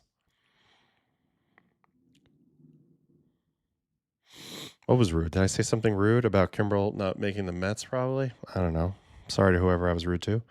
Yankee, yeah, Williams has 6.5 years of good resume with a bad 3 months with the Yanks. Yeah, I mean, he was extremely unlucky. We've gone over him a lot. He'll be fine. Yanks wrote him off, but his second half was basically regular Dev. I agree with that. Did I say 6-7? Devin Diaz would have been the best duo on MLB, no doubt. I think there's no question about that in my mind.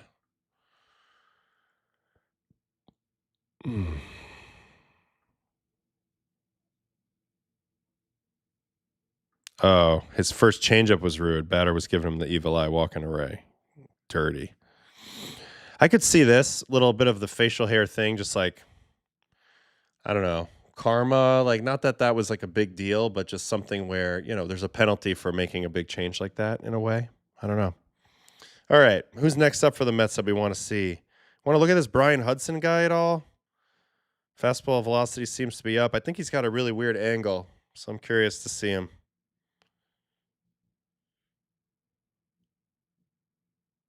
Yeah, weird angle. So we'll speed watch and we'll see if it gets us out. Sweeper. We'll roll over. In play runs. This is going to be a homer. Ooh, good swing. Only 99 at 26, though, and that gets out. What happened to the old Roger Dean Stadium? Everything was a graveyard back then. Ooh, bases loaded for Nicaragua.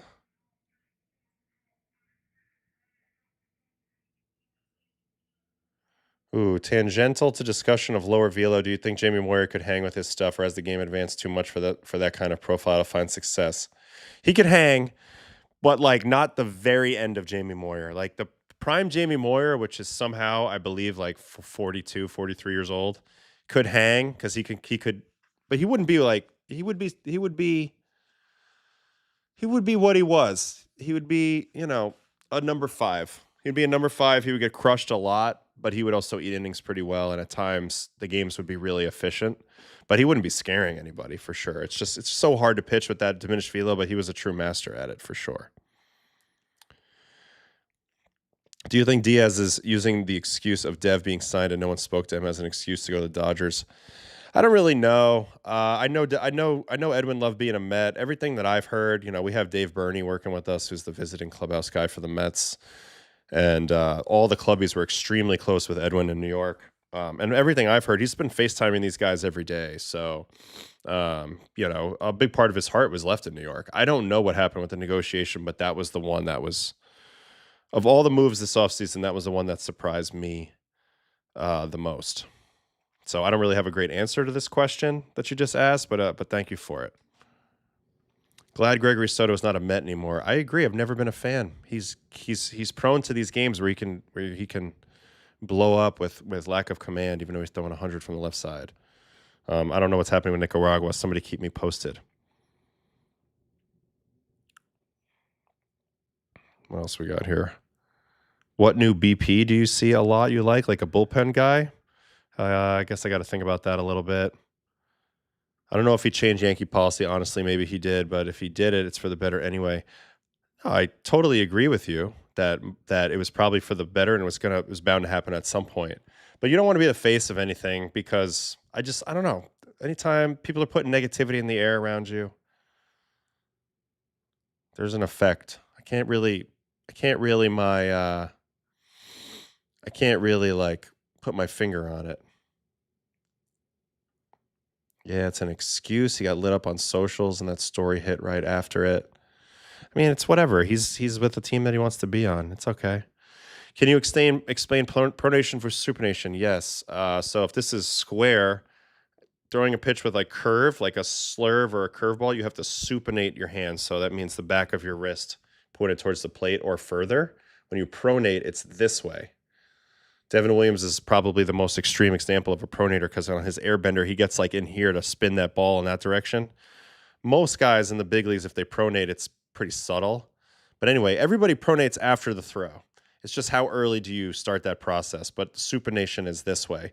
And the guys with great spin rate, they can hold this supination position a really long time before their arm wants to naturally pronate back. So that's probably as good as I can do to explain that right now. In terms of pitch styles, you can throw a wider range of pitches as a supinator, but as a pronator, you can throw some of the nastier pitches, like really good four-seamers, really good gyro sliders, death balls, knuckle curves, sweepers, a lot of top shelf type shit.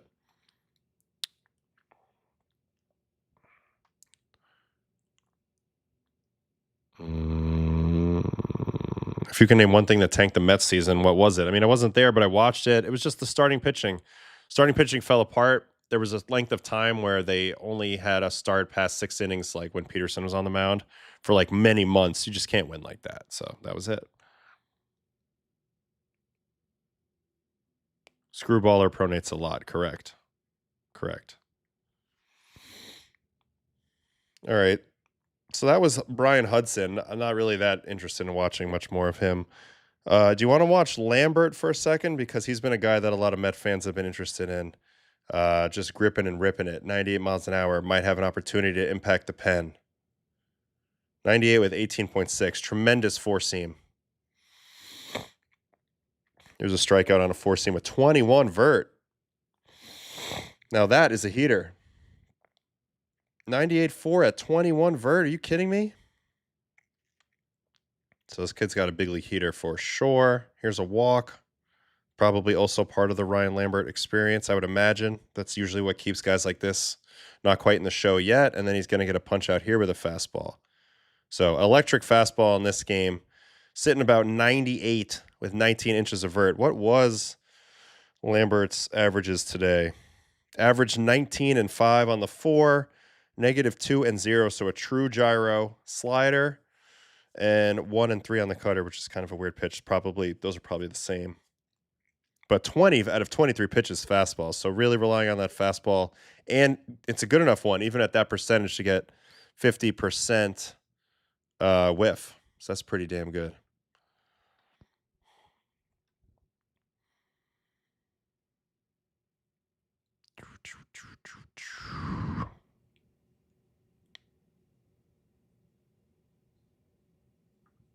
Dante Jr. hasn't played in like 4 or 5 seasons. So it's kind of interesting that he finds himself on this stage playing with the crazy green hair that he's been rocking too. Dylan Ross and Ryan Lambert going to come up and get some cups of coffee.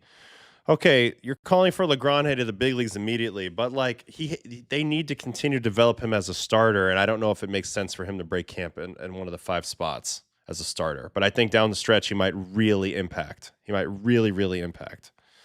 But if you put him in the bullpen, he's probably good right away, but that might stunt his development to becoming a real good starter. I think he's got a chance because he's got good secondary pitches, Legrand. Ooh, what's this email about? Did they just give me access? Tell me they gave me access.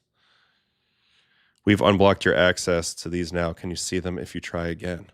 Oh, let's try. Let's try. Yeah, do-da.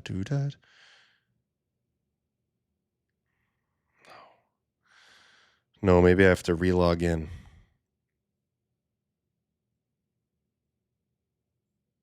Let's try that.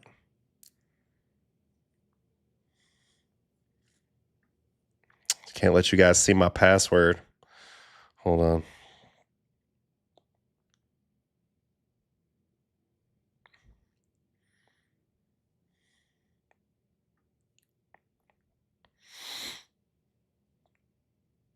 Let's say the real test is the USA game.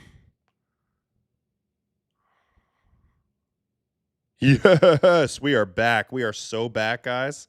We are so freaking back. We can get every pitch now. Here's a Bryce Terang double. Thank you, MLB, for hooking me up. This is fantastic. Now we can get a full look at Contreras. We can look at all sorts of pitchers. Let me tell them. It worked! Exclamation point. Thank you. Let's go. MLB coming through clutch. Clutch. All right, let's watch all the quick stuff from USA game. It all started, obviously, well, we'll watch the Bobby Witt infield hit. Oh, no. What do you mean unavailable? Why? Why? Maybe because when they gave me the access? Huh. So annoying. All right, let's go to Dominican then. We're going to take a break on USA and then we'll go back. All right, Dominican highlights. So let's start with the Dominican versus Nicaragua highlights. We'll start with the big dingers first. O'Neal freaking Cruz. Yes, Carlos. La Sangre. República Dominicana. Oh my God. Oh my God. That ball was murdered. Ooh, I love the pimp job too. Very subdued. Ooh, I like their little varsity jacket they got. Can we watch that again? Because this ball is absolutely touched. Absolutely touched. When he hits it. I wish he would hit him more often. Oh. Imagine how freaking loud that was in the ball yard.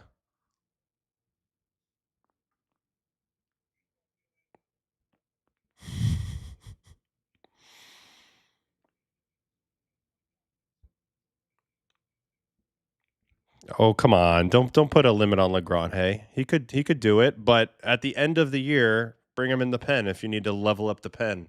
I just don't think there's any need to skip to that point yet, in my opinion.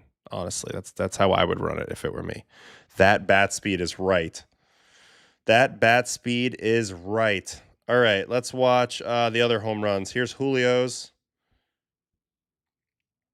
Oh, little pull side fly ball action. Into the old Clevelander. Looks like he pimped it too because he just got to first base. Here it is. Oh, yeah. Yee. Very nice. Pretty ridiculous that they have this guy batting, what, 7th? All right, Junior. Caminero, baby.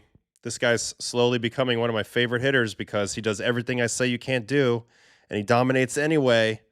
God, he hits the ball hard. He's stupid. That's different. That's a freaking line drive home run to center. And he is juiced. He's a young freaking legend, this kid. Dude, the ball's different off his bat. Look at the enthusiasm. Look how jacked up this guy is. Let's watch that field view.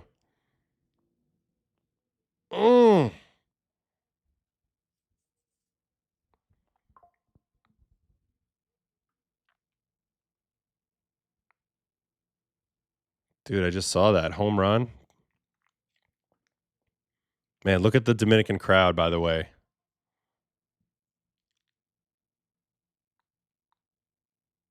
I mean, it's just different.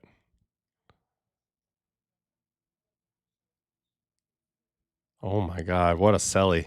He's doing it all. doing a million different things here. He got handshakes with everybody.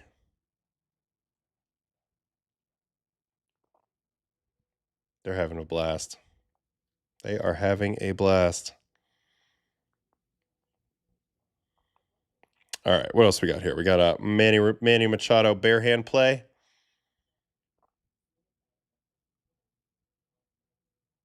Who does that?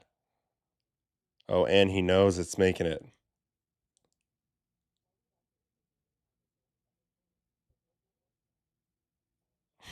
Look at the fans. This shit is so cool. All right, RBI double for Vlad. Still, people still trying to pound this guy in with fastballs and sinkers. That was only 87, though. No luck. I don't know if I faced Junior or not. I might have faced him. I mean, you try to get him out.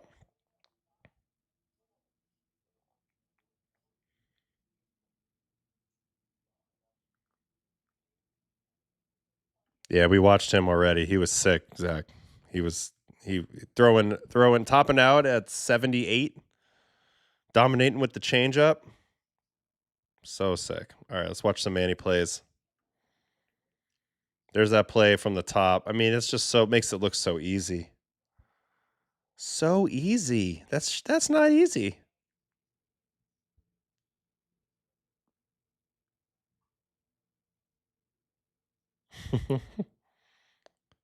Oh, that's the second one. Oh, ridiculous. Just ridiculous. Vlad's like laughing as he catches it. Oh, high five in the fans. Sick. Ridiculous. Ridiculous. All right. Sanchez K's 4. We looked at the data already, and it told a tale of him being somewhat unlucky. So let's watch the strikeouts at least. Ooh, good slider there. But does he reach here? See, that's bad luck. That's terrible luck. That's not his fault. Wellesley. Another slider down. See ya. Man, this is bases loaded. He had to really do damage control here.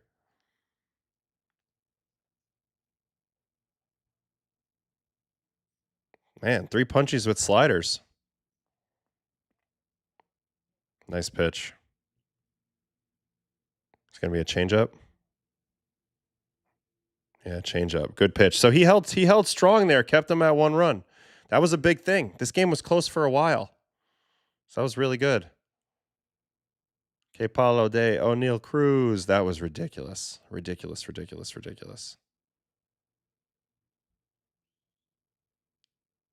Yeah, I agree with this. Fairchild Grand Slam in the Taipei game? What else we got?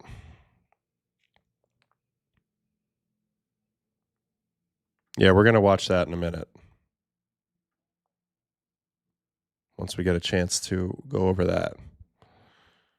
311 on base for Junior. He can be a 900 OPS with some discipline. I know it's part of it. It's part of what I worry about him because again, he just has so much going on with the swing, but he's found a way to make it work. But yeah, I mean, it might hurt his ability. Might hurt his ability a little bit on close pitches.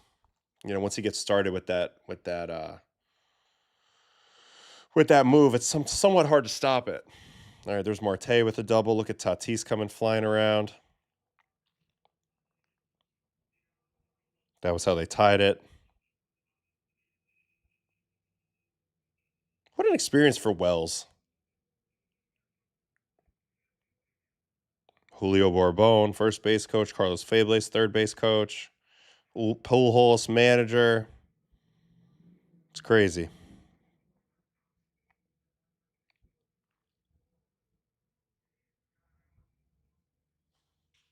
God, I want to watch that O'Neill Cruz home run again because that was just different. Show me that again.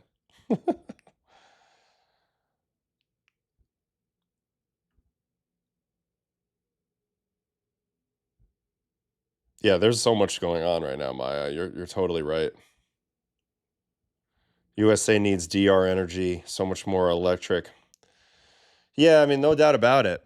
I mean, this USA game's kind of tight right now, 7-4. I mean, we're playing this Brazil team tomorrow. They're going to gain a lot of confidence after this outing against USA. It's going to be intriguing to watch it. I believe it was 450. Yeah, 450. Cobra's on that. I think Wells will be at least partially fluent in the a week into this. There's no question about it. Yes. What a stud. All right. All right. If I go to the US game and I go to plays, now that I should be allowed to watch something, right? I want to watch something. Joseph Contreras. Give me this video. Don't do this to me. Don't do this to me. I think it's because they gave me the permission later, so it's like everything past a certain timestamp. So we'll be really in business tomorrow. Whatever. Let's go look at the data from this game, though, because I want to look at Contreras' data since he looked pretty dang good. Throwing very hard for a high school guy. Facing some big dogs. Breaking Aaron Judge's bat. I mean, you'll never forget that as long as you live. Ever. Here he is, Joseph Contreras. Oh, thank you, Green Monster. Hopefully he'll stay nasty. Yeah, I don't know how this game's close, to be honest with you. Bregman just got pelted in the back. All right. Joseph Contreras, averaged 96.6 on the four seam. 80.3 on the changeup, which is like a Vulcan changeup, sort of similar to what his old man used to throw, Mr. Jose Contreras. That's a massive gap. It's not quite a forkball. I mean, you look at the spin rate on it, 1375, so it's not down in that Roki territory, but that's a 16 mile an hour difference, which is kind of crazy.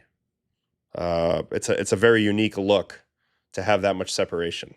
Sinker threw a couple of those at 94, cutter 88, curveball 78, only threw one of those. Let's look at his movement. 14 and 9 on the four seam, so very average shape on the four seam. Changeup 5 and 13. I don't mind that. I like the contrast at least. Sinker 11 and 16. It's okay. Cutter 5 and -2. More of a slider, and then curveball 0 and 8, so more of a sweeper type of pitch that he threw one of. I mean, he's a very high ceiling. Obviously, he's got a long way to go to be polished, but showing outstanding velocity, and the contrast between the fastball and the changeup is certainly interesting for sure. Yeah, I think that's the third or fourth hit by pitch from in the USA game, which is kind of interesting.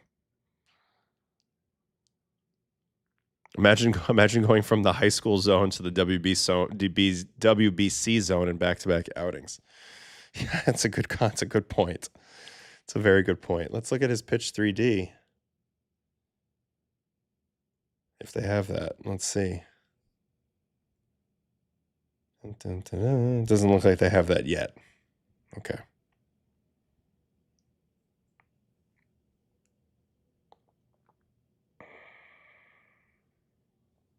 All right, U.S. box score. So they've been able to get 7 innings out of Webb and Waka, and they're winning. I know Waka gave up the home run, so that's 3 runs there. On the offensive side, it's been pretty rough go. Tons of walks, but that hasn't equated to a ton of runs. I mean, they have some, but they haven't broken out like we expected. I thought they were gonna. I mean, they had a 9.5.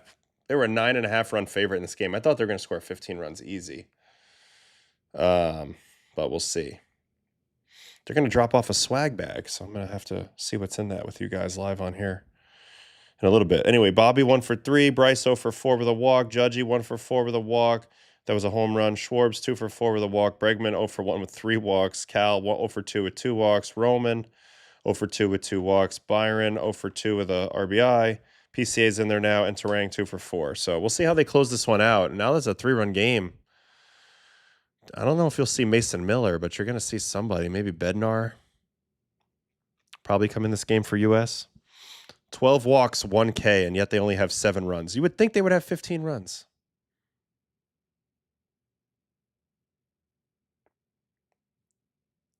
Maybe eliminate All-Star Weekend and put WBC midseason. Heard a lot of people talking about this.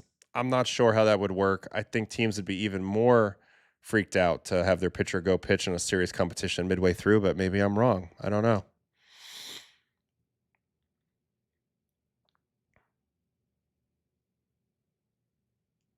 Can't wait for Skeens and Scooble and McLean games, especially if make the final. Just see how McLean handles the pressure. So I would say I was there for intros today.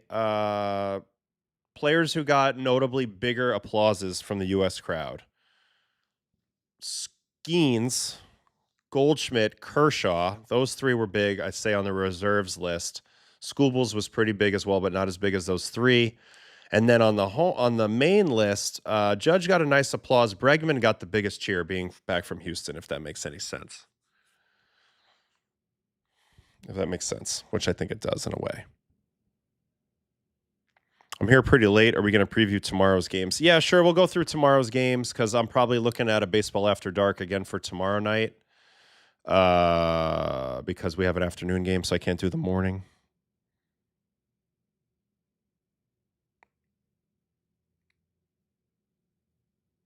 Yeah, I don't want to freak out about Manaea's outing, but it wasn't what I was looking for from a physical standpoint. Arm looked like it had more extension to it, but he wasn't really throwing 90 miles an hour. He was mostly in the upper 80s, dropped a little bit at times to the mid 80s.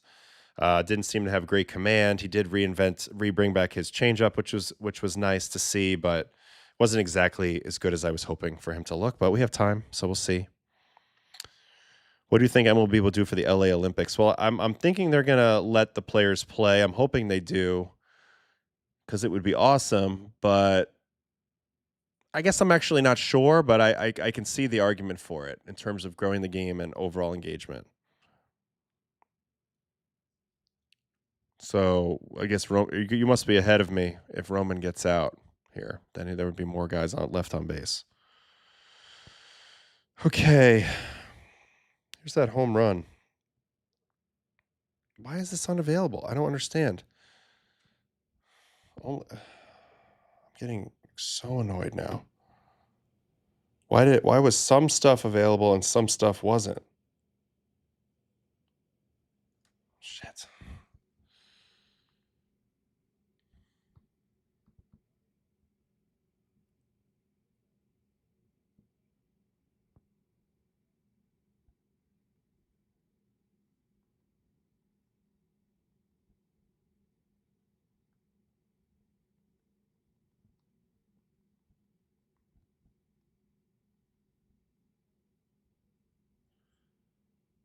All right. Give me a sec here. I got to take the do not disturb off my door because they're coming to deliver something. So just sit tight for 1 minute.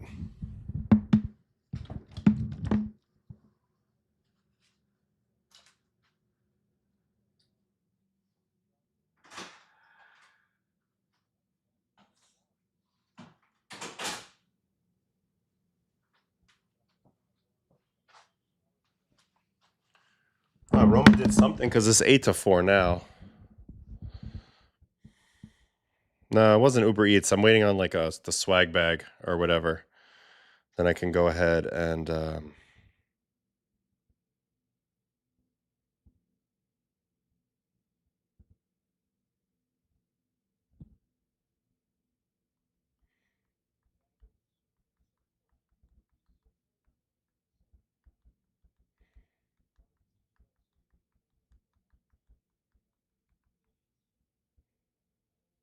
damn, I got so excited that everything was working. But now it doesn't seem like everything's working. Do we have this? Okay, we got the hit from Roman just now.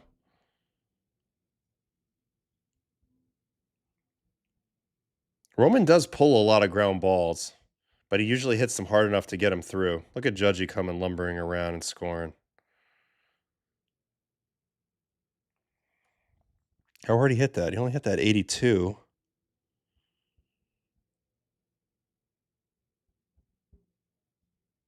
Side view. He's got such a good swing. Nice little knock there. It's available. It's all here. There's just some issues going on right now, but hopefully it will work.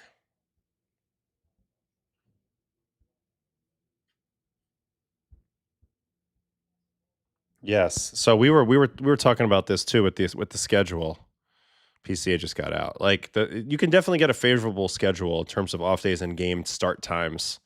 I think we're pretty good with Italy. We go day off, night. That's not bad at all. So we'll see.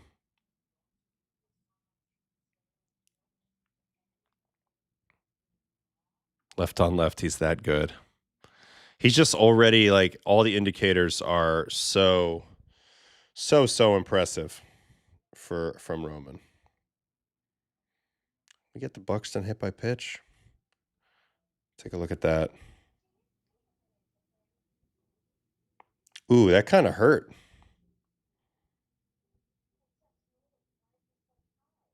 That hit him in the oblique?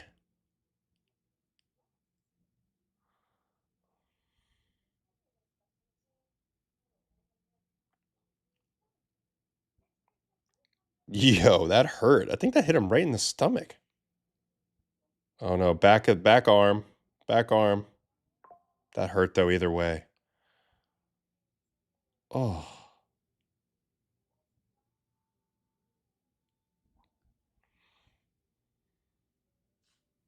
Yeah, it's like I don't know if it's ribs or back arm or ab, but something in there. Does Team Italy have a Selly ready to go? For sure they have something. I think they're doing some of these on second base, but I don't know, man. We have such a young team. Let them have fun. We'll see what they do. Wouldn't the 2028 Olympics take place in July? So that's a big interest in August. It's either August or July. Oh, the swag bag's not coming. Oh, I misclicked a setting, but it should be better now. Oh, let's see.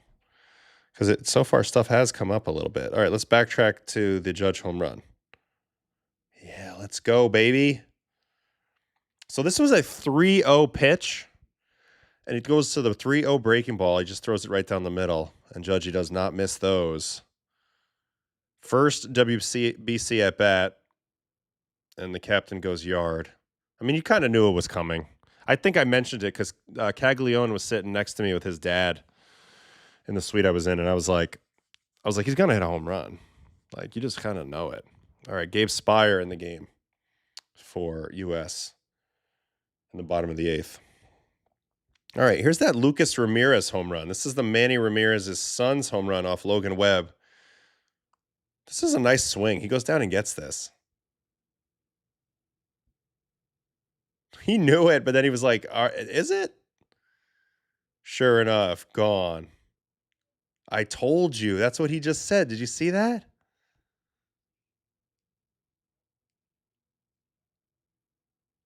I told you. He was on it. So it was funny. In that spot, there was an open base for Judge. And he got to 3-0. And I was like, well, it's kind of early to walk him. But, I mean, sure enough, he goes deep. Pretty amazing. Yeah, the Twins do need to put their whole team in bubble wrap. Good call.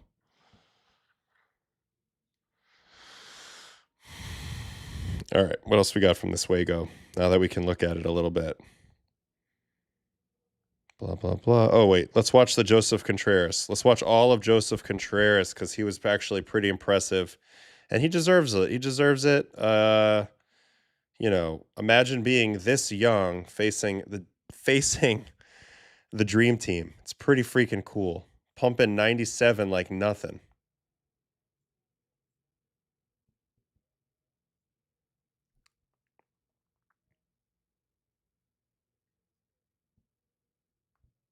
Nice clip. Some of these clippers, man, I don't get it.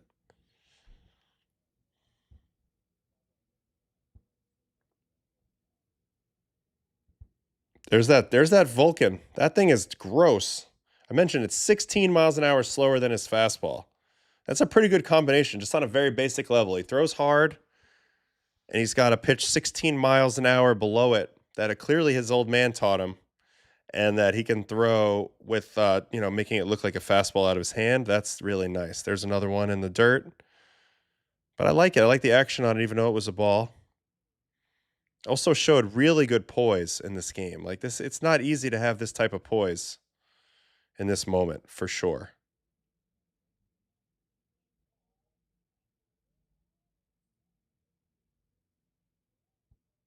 Oh my God, Brazil just hit another home run. Ramirez off of Spire. If you want to see it, let's go see it.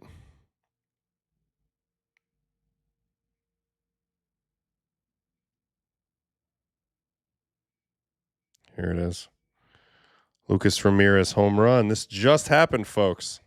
His second of the day. Oh my God, look at the pimp job.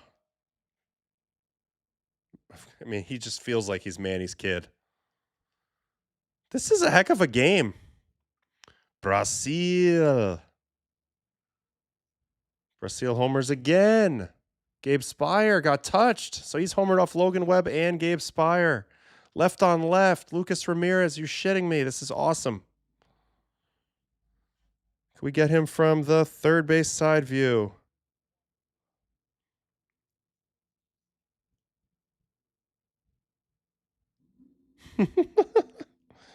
What a swing. 106.3 at 50 degrees. Home run at 50 degrees. Almost never see that. No DNA test needed. Everybody knows who his old man is. He's got magic in them hands. It's pretty damn cool. Unbelievable. Really. Literally unbelievable. All right, so they're back in it. He has punched out the other two batters he's faced.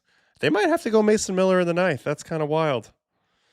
All right, so what else we got here? That was I was still watching Contreras. So Buxton lines out, Terang doubles.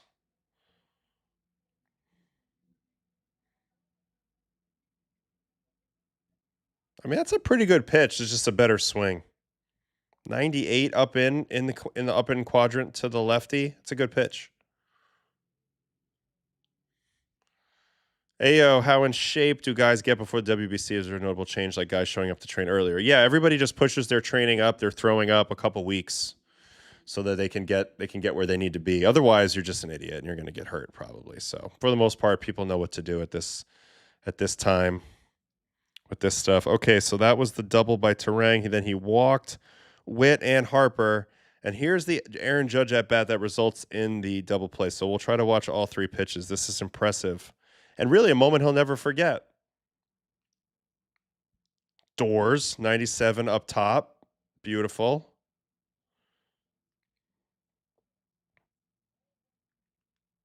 Forkball, kind of a good take, kind of a weird pitch. And then he blows him up for a double play. Not afraid to go in on Aaron Judge. Completely shatters his bat. I don't think at his age I'm going in on Aaron Judge. I would have been pooping my pants a little bit. Like, I don't want to hurt this guy. He's the MVP. If I hit him, I look like an asshole. And then he just rips a perfect pitch up and in and shatters his bat for the double play. I could not be more impressed with that. That is so freaking cool. Let's see if there's any reaction to him off the bat. Oh, he got excited. He started running. Maybe we'll get a good one from center field so I can get his reaction.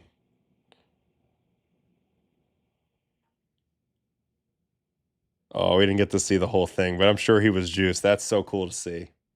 Great pitch. Great freaking pitch. All right, so he got out of that inning. Then the next inning, single by Schwarb. I love that we have these videos now. We're freaking locked in, guys. So single to Schwarb's. Wild pitch. Bregman ground out, and then another walk. So he did lose the command a little bit, but I mean, hey, big time double play of Judge. Gets a couple big leaguers out, not just big leaguers, superstars. Man, that little sinker right on right is a pretty good pitch for him. And that's what this tournament's all about in another kind of way. It's just giving people opportunity to pitch on a huge stage that wouldn't automatically be there. So that's pretty dang cool. All right. Also in this game, this was the big home run that Waka allowed that has kept Brazil kind of half in this game. 3-1, little challenge heater. Crawford boxes. And that made it 7-4. And this game's been quite close. Quite close. Yeah, Contreras Vandy commit. That was only 97-1 at 29, that home run by Victor Mascai. So that's not typically a homer at all. But anyway, they're still in it.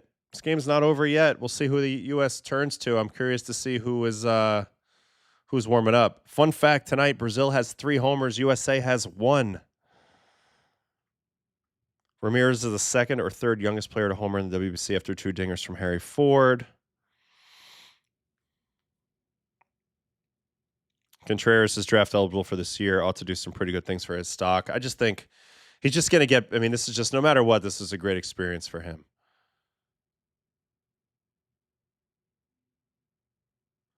Move that fence back and left.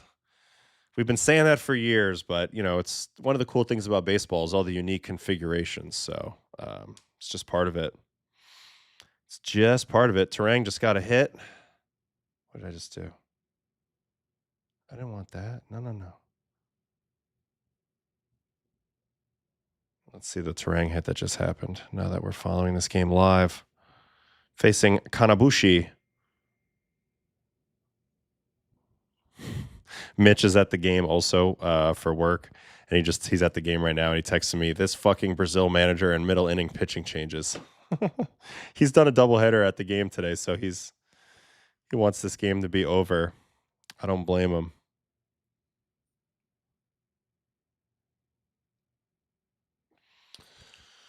All right.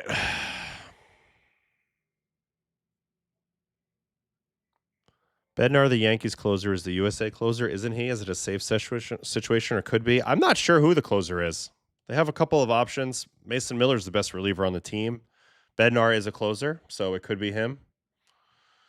I don't know how they're going to work that. I guess we'll just have to see. Did I ever hit? In high school, but no, that was it. I stopped then. Could have been a Shohei if they would have let me. Psych, but, you know, never know. I love baseball because it's so different than any other sport. Field's not standardized. I agree. I like the quirkiness to it. I like the different ballparks. I think that's fun. Blaze is clearing double by Terang is looming large. And that ball should have been caught. Should we watch that clip real quick? I think we should. Bases clearing double by Terang. For my money, this ball had a chance to be caught. See what you guys think. I mean, it looks like it lands at the base of the wall. So therefore, you could have probably just caught there and catch it. Whitlock's my guy. So nasty, but I don't think he'll be getting too many saves here. I do think it's probably Bednar or Miller. It looks like people in the chat here.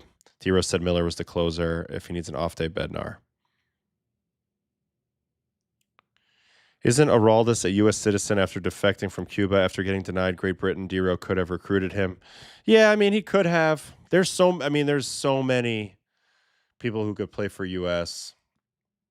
And I don't know all the rules or all the different federations. They seem to have, different rules at different times. So this ball was hit 94-4 at 31 degrees. Mescal needed to go 62 feet. He only went 50. I don't know much about whether how they measure that in terms of a grade, but I thought he should have caught it personally. I thought this was very catchable. But sometimes those big walls, they play tricks on you, whether it be here or Fenway. And he hesitated, and once you hesitate, you're cooked. You're right. This play looms large.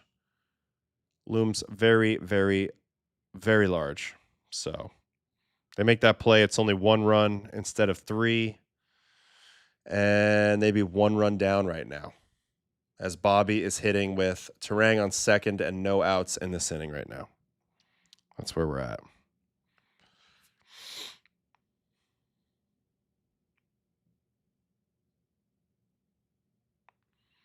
All right, let me go to probable pitchers. And first we'll go over the stuff for tomorrow as we wait for this USA game to end, and then we'll put a bow on that depending on who comes into close. But here are our probables tomorrow for spring games, just to see what we're missing. Paddock and Alexander, Marlins and Strohs, Hunter Barco, Casey Mize, Pirates, Tigers. There's Kodai Senga and Kyle Leahy of the Cardinals. Rays and Red Sox, Ty Johnson, Johan Oviedo. Twins and Orioles, Mick Abel, who looked great in his first spring game. Cade Povich. Blue Jays and Phillies, Scherzer and Painter. I mean, that's pretty entertaining right there. Hall of Famer and major prospect going head-to-head. De Leon and Holmes, Orioles and Braves. Nick Lodolo and Bubic. I don't think I've seen Lodolo yet this spring. Barnett and Imanaga. We'll continue to monitor that Imanaga velocity. Michael King and Ciccone. Kinger did not look great his first outing. We'll see how he looks tomorrow. Latz and Wisenhunt. Wisenhunt's an interesting prospect with the Giants. Curious to see how he's looking. Brubaker and Cole Drake. White Sox Mariners, Grant Taylor and Logan Gilbert. Brewers and Angels, Woodruff and Grayson Rodriguez. I didn't watch Grayson's first start. I know he threw pretty hard. But I'd be curious to see how he looks tomorrow. Ryan Johnson and Gage Jump, A's and Athletics. Will Warren, Josiah Gray, Yankees at Nats. Sean Sullivan, Landon Knack, which is a guy I haven't even thought about in a while for the Dodgers. So those are the spring probables. As for the games tomorrow on the international stage, there's a ton of them. Korea, Japan. Kikuchi versus Young Pyo Ko. That's the matchup in the Korea-Japan game. Both teams 1-0. These teams are rivals. Japan's kind of owned the rivalry recently, but this will be at 4 a.m. if anybody wants to be awake. Tomorrow we're going to do another night stream, likely 9 p.m. Eastern again would be my guess. But I'll just stay tuned for the update on that. All right, Colombia and Canada. Canada making their debut in the tournament. It's Julio Teheran for Colombia versus Mike Soroka for Canada. Pretty good pitching matchup there from San Juan. Colombia's 0-1, desperate for a win. Canada's getting their tournament started. They have a nice roster, so we'll see how they do. It will be Nicaragua and the Netherlands tomorrow. Erasmo Ramirez versus Jatwine Kelly. I know Erasmo was named captain of this team. So we'll see how he looks versus the Netherlands. Both teams need to get a win. Nicaragua obviously losing earlier tonight to DR. Doesn't have that listed, but that did happen. And then Brazil and Italy. This is the game I will be in. Sam Aldegheri, one of our native Italians who also pitches in the big leagues for the Angels, will be on the bump for us. Not sure about Brazil yet. We should have a very left-handed lineup, and maybe your host will pitch. We'll see. Ooh, Miller warming up. Mason Miller warming up in the pen. Panama and Puerto Rico tomorrow. Ariel Jurado for Panama and Eduardo Rivera for Puerto Rico is the matchup. 5 p.m. from, I guess this is all in Central Time. So 5 p.m. Central, Panama and Puerto Rico. Israel getting into the tournament, facing Venezuela tomorrow. Ben Simon gets the start versus Emmanuel De Jesus. Israel's got some players, but this is going to be a little bit of an uphill battle. I do think they'll have a lot of fans in Miami. Obviously, a lot of Jewish culture down there, so that'll be interesting to see. Ooh, Judge just almost got hit in the face. Didn't look very happy about that. All right, next game, Great Britain and USA. Tarek Skubal versus TBD. So Great Britain has gotten off to a slow start, losing today to Mexico, and now they get Tarek Skubal in this next game. That will be tough. Damn, Stock got hurt? I didn't know about that. Damn it. I didn't know Stalker got hurt. What happened? All right. And our last game to preview will be Taipei and Korea. It's funny because Korea, these are both two TBDs because Korea is playing technically 2 games on the same day, according to our time, like where I am. So not much to preview there. But of these games, I mean, that Japan-Korea game in the morning should be a very good one. No other really crazy tight matchups, but I'm definitely curious to watch Colombia-Canada. Obviously, I'll be involved in the Brazilian-Italian game. Panama, Puerto Rico, Israel, Venezuela. I mean, it doesn't look like they're going to have any of their best pitching available now, but you never know. Never say never. Shoulder discomfort. That's a bummer. It's a bummer. He looked really good in his warm-up game and in spring training early on, so that's disappointing for sure. If I were the Mets, what do you offer Peralta to sign? Oof, that's a good question. That's a very good question.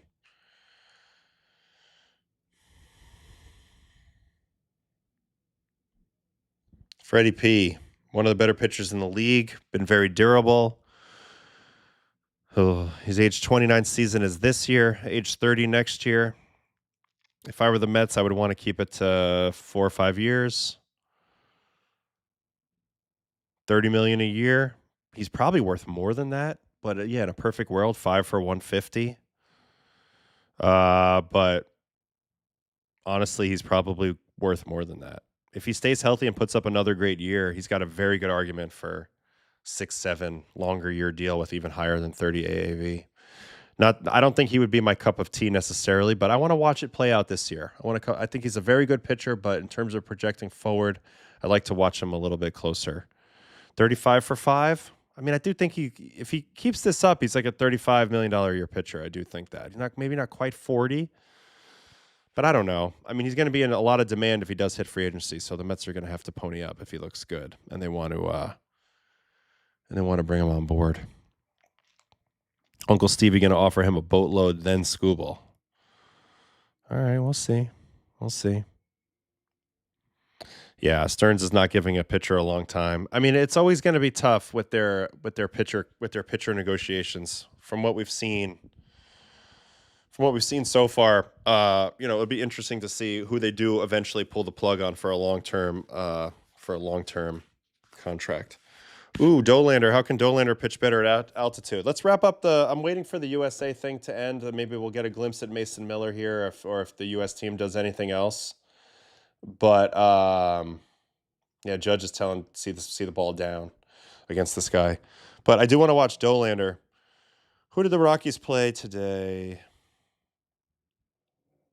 The A's. So let's watch. Well, first let me click on it to get the breakdown, and then we'll watch it. We've been following Chase for a little bit. Okay, 28% four seam, 23% sinker. I've been saying I like his sinker shape a lot. 23% cutter, 13% changeup, 11% curveball, 2% sweeper. On the whiffs, he did get 4 out of 7 on cutter and 23% overall in the game. Four seam shape remained the same. Sinker shape looked great today. 6 and 18. Cutter 6 and -4, but he throws it really hard.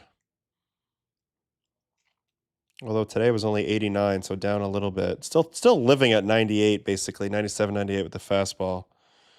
67% first pitch strikes is good. Okay, so Rockies versus A's. Let's get a look at Chase. Hopefully we have video on this one. Rockies versus A's.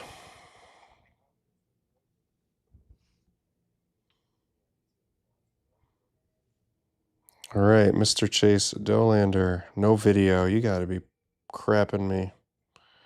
That's a bummer.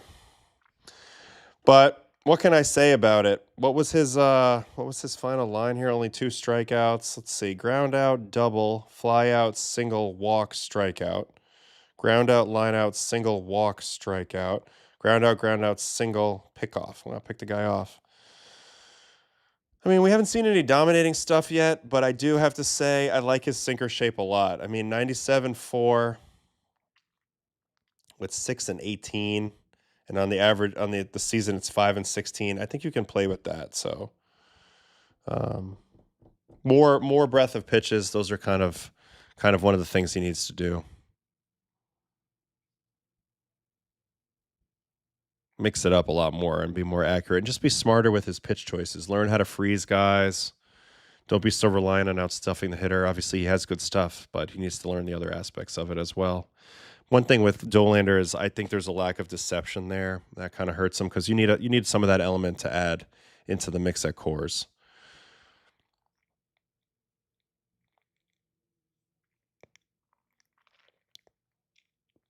Yeah, Mitch is going to fight someone. Another mid-inning pitching change. It's true. He's probably pissed. Can we see some Bubba too? Okay. Oh, Fairchild's Grand Slam. My bad. My bad. We can watch that real quick. That's going on right now, right? Taipei in check. Plays. Stuart Fairchild Grand Salami. Here it is. Oof. Little 83-mile-an-hour ball left on right. Big crowd tonight. Big crowd for Chinese Taipei tonight at the Tokyo Dome. And Stewart going way back. Oh, man, this poor pitcher right now can't throw strikes. They should sit Mason Miller down now. They're up 10-5. Anyway, bomb there by Fairchild. That probably felt pretty good. Let's look at him from the side if we can. Oh, nice swing.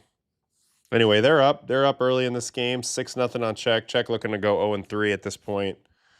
Taipei looking to get a win here and then hopefully try to break even and get back into it, but we'll see. All right, so we wanted to watch who was it? Was it Bubba? This pitcher's tough. They had to get him out of there. Enough is enough for sure. Oh yeah, so Bubba. So who did the Pirates play? I guess I'm still rolling right here. 2 hours and 20 minutes into the stream. Was this Bubba or no?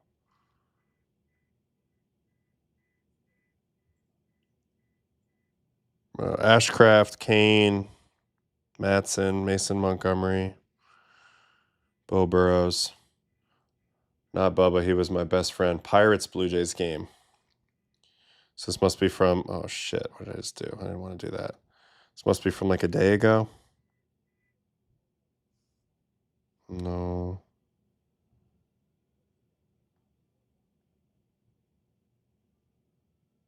Pirates have off this day? Now I'm just hunting around.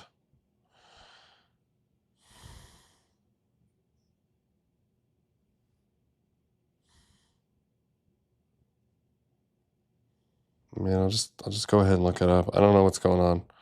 Pirates Blue Jays? Bubba pitch against the Jays? At some point? Oh, maybe they had a split squad today. That must be what happened here. Yeah, Bubba, 57 pitches, 5 strikeouts. Do we have the video? Yes, we do.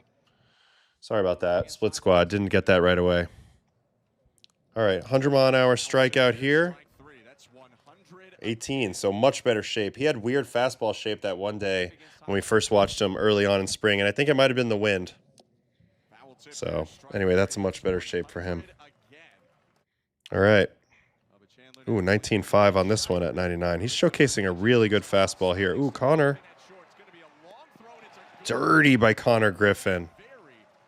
How under control was this throw? And he knew exactly how much time he had and how much he could put on this throw. Show me that again. Show me this one again.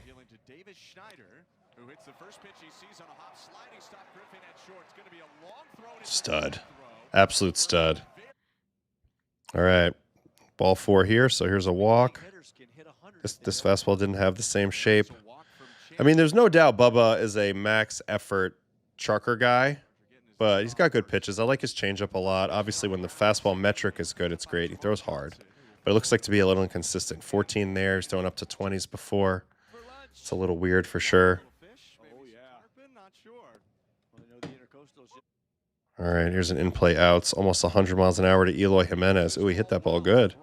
103.4 at 23, so the wind must be blowing in today for that not to go out. Here's the changeup. For ball 4, so 2 walks we've seen. Swing and strike on a slider. It's the first slider I've seen. What is a split squad? It means you play 2 games and you send half your team to one game and the other half to the other game. It's a way to get people playing time in spring training when there's too many players and not enough to go around. So that's what that is.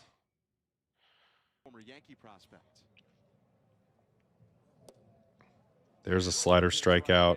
The models are high on his slider. I haven't been high on it yet, but this was a nice little tight one here.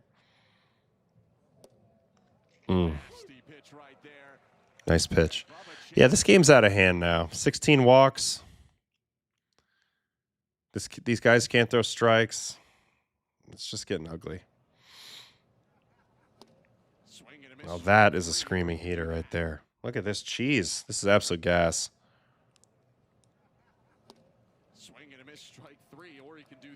Really nice.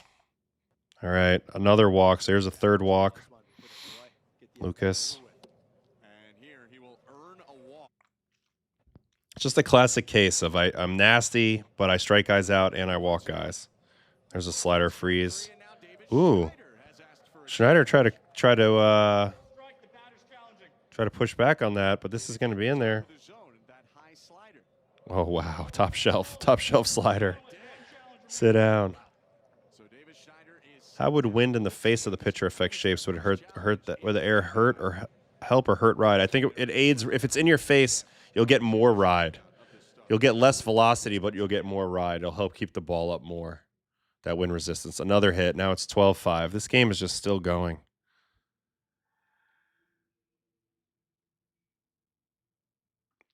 Ever played golf? Wind may be subtle, but it's big. No doubt. Ooh, 100-mile-an-hour fastball here. To Barger. And there's Connor Griffin making the play. He's just a unit for his size, for his age, too. There's a slider to Varsho. Ooh, great swing. Base hit. Great swing. How do you hit that? This pitch is below the zone. Way below the zone. Yeah, wind makes a huge deal in Citi Field particularly. I've talked about this on the stream in the past. The boosted metrics with the wind in your face. As a pitcher, it's funny. Like when you're younger, you're taught you don't want the wind blowing in your face because that means it's blowing out. You're worried about home runs, but it makes your pitches nastier. So, in a way, it's pretty good. He's Dalton Varsho. That's true.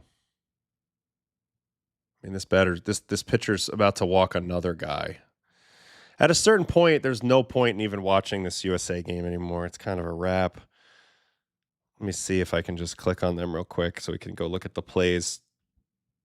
So this is what's happened in this inning. Single, pitching change, strikeout, single, walk, and then Roman just got a single.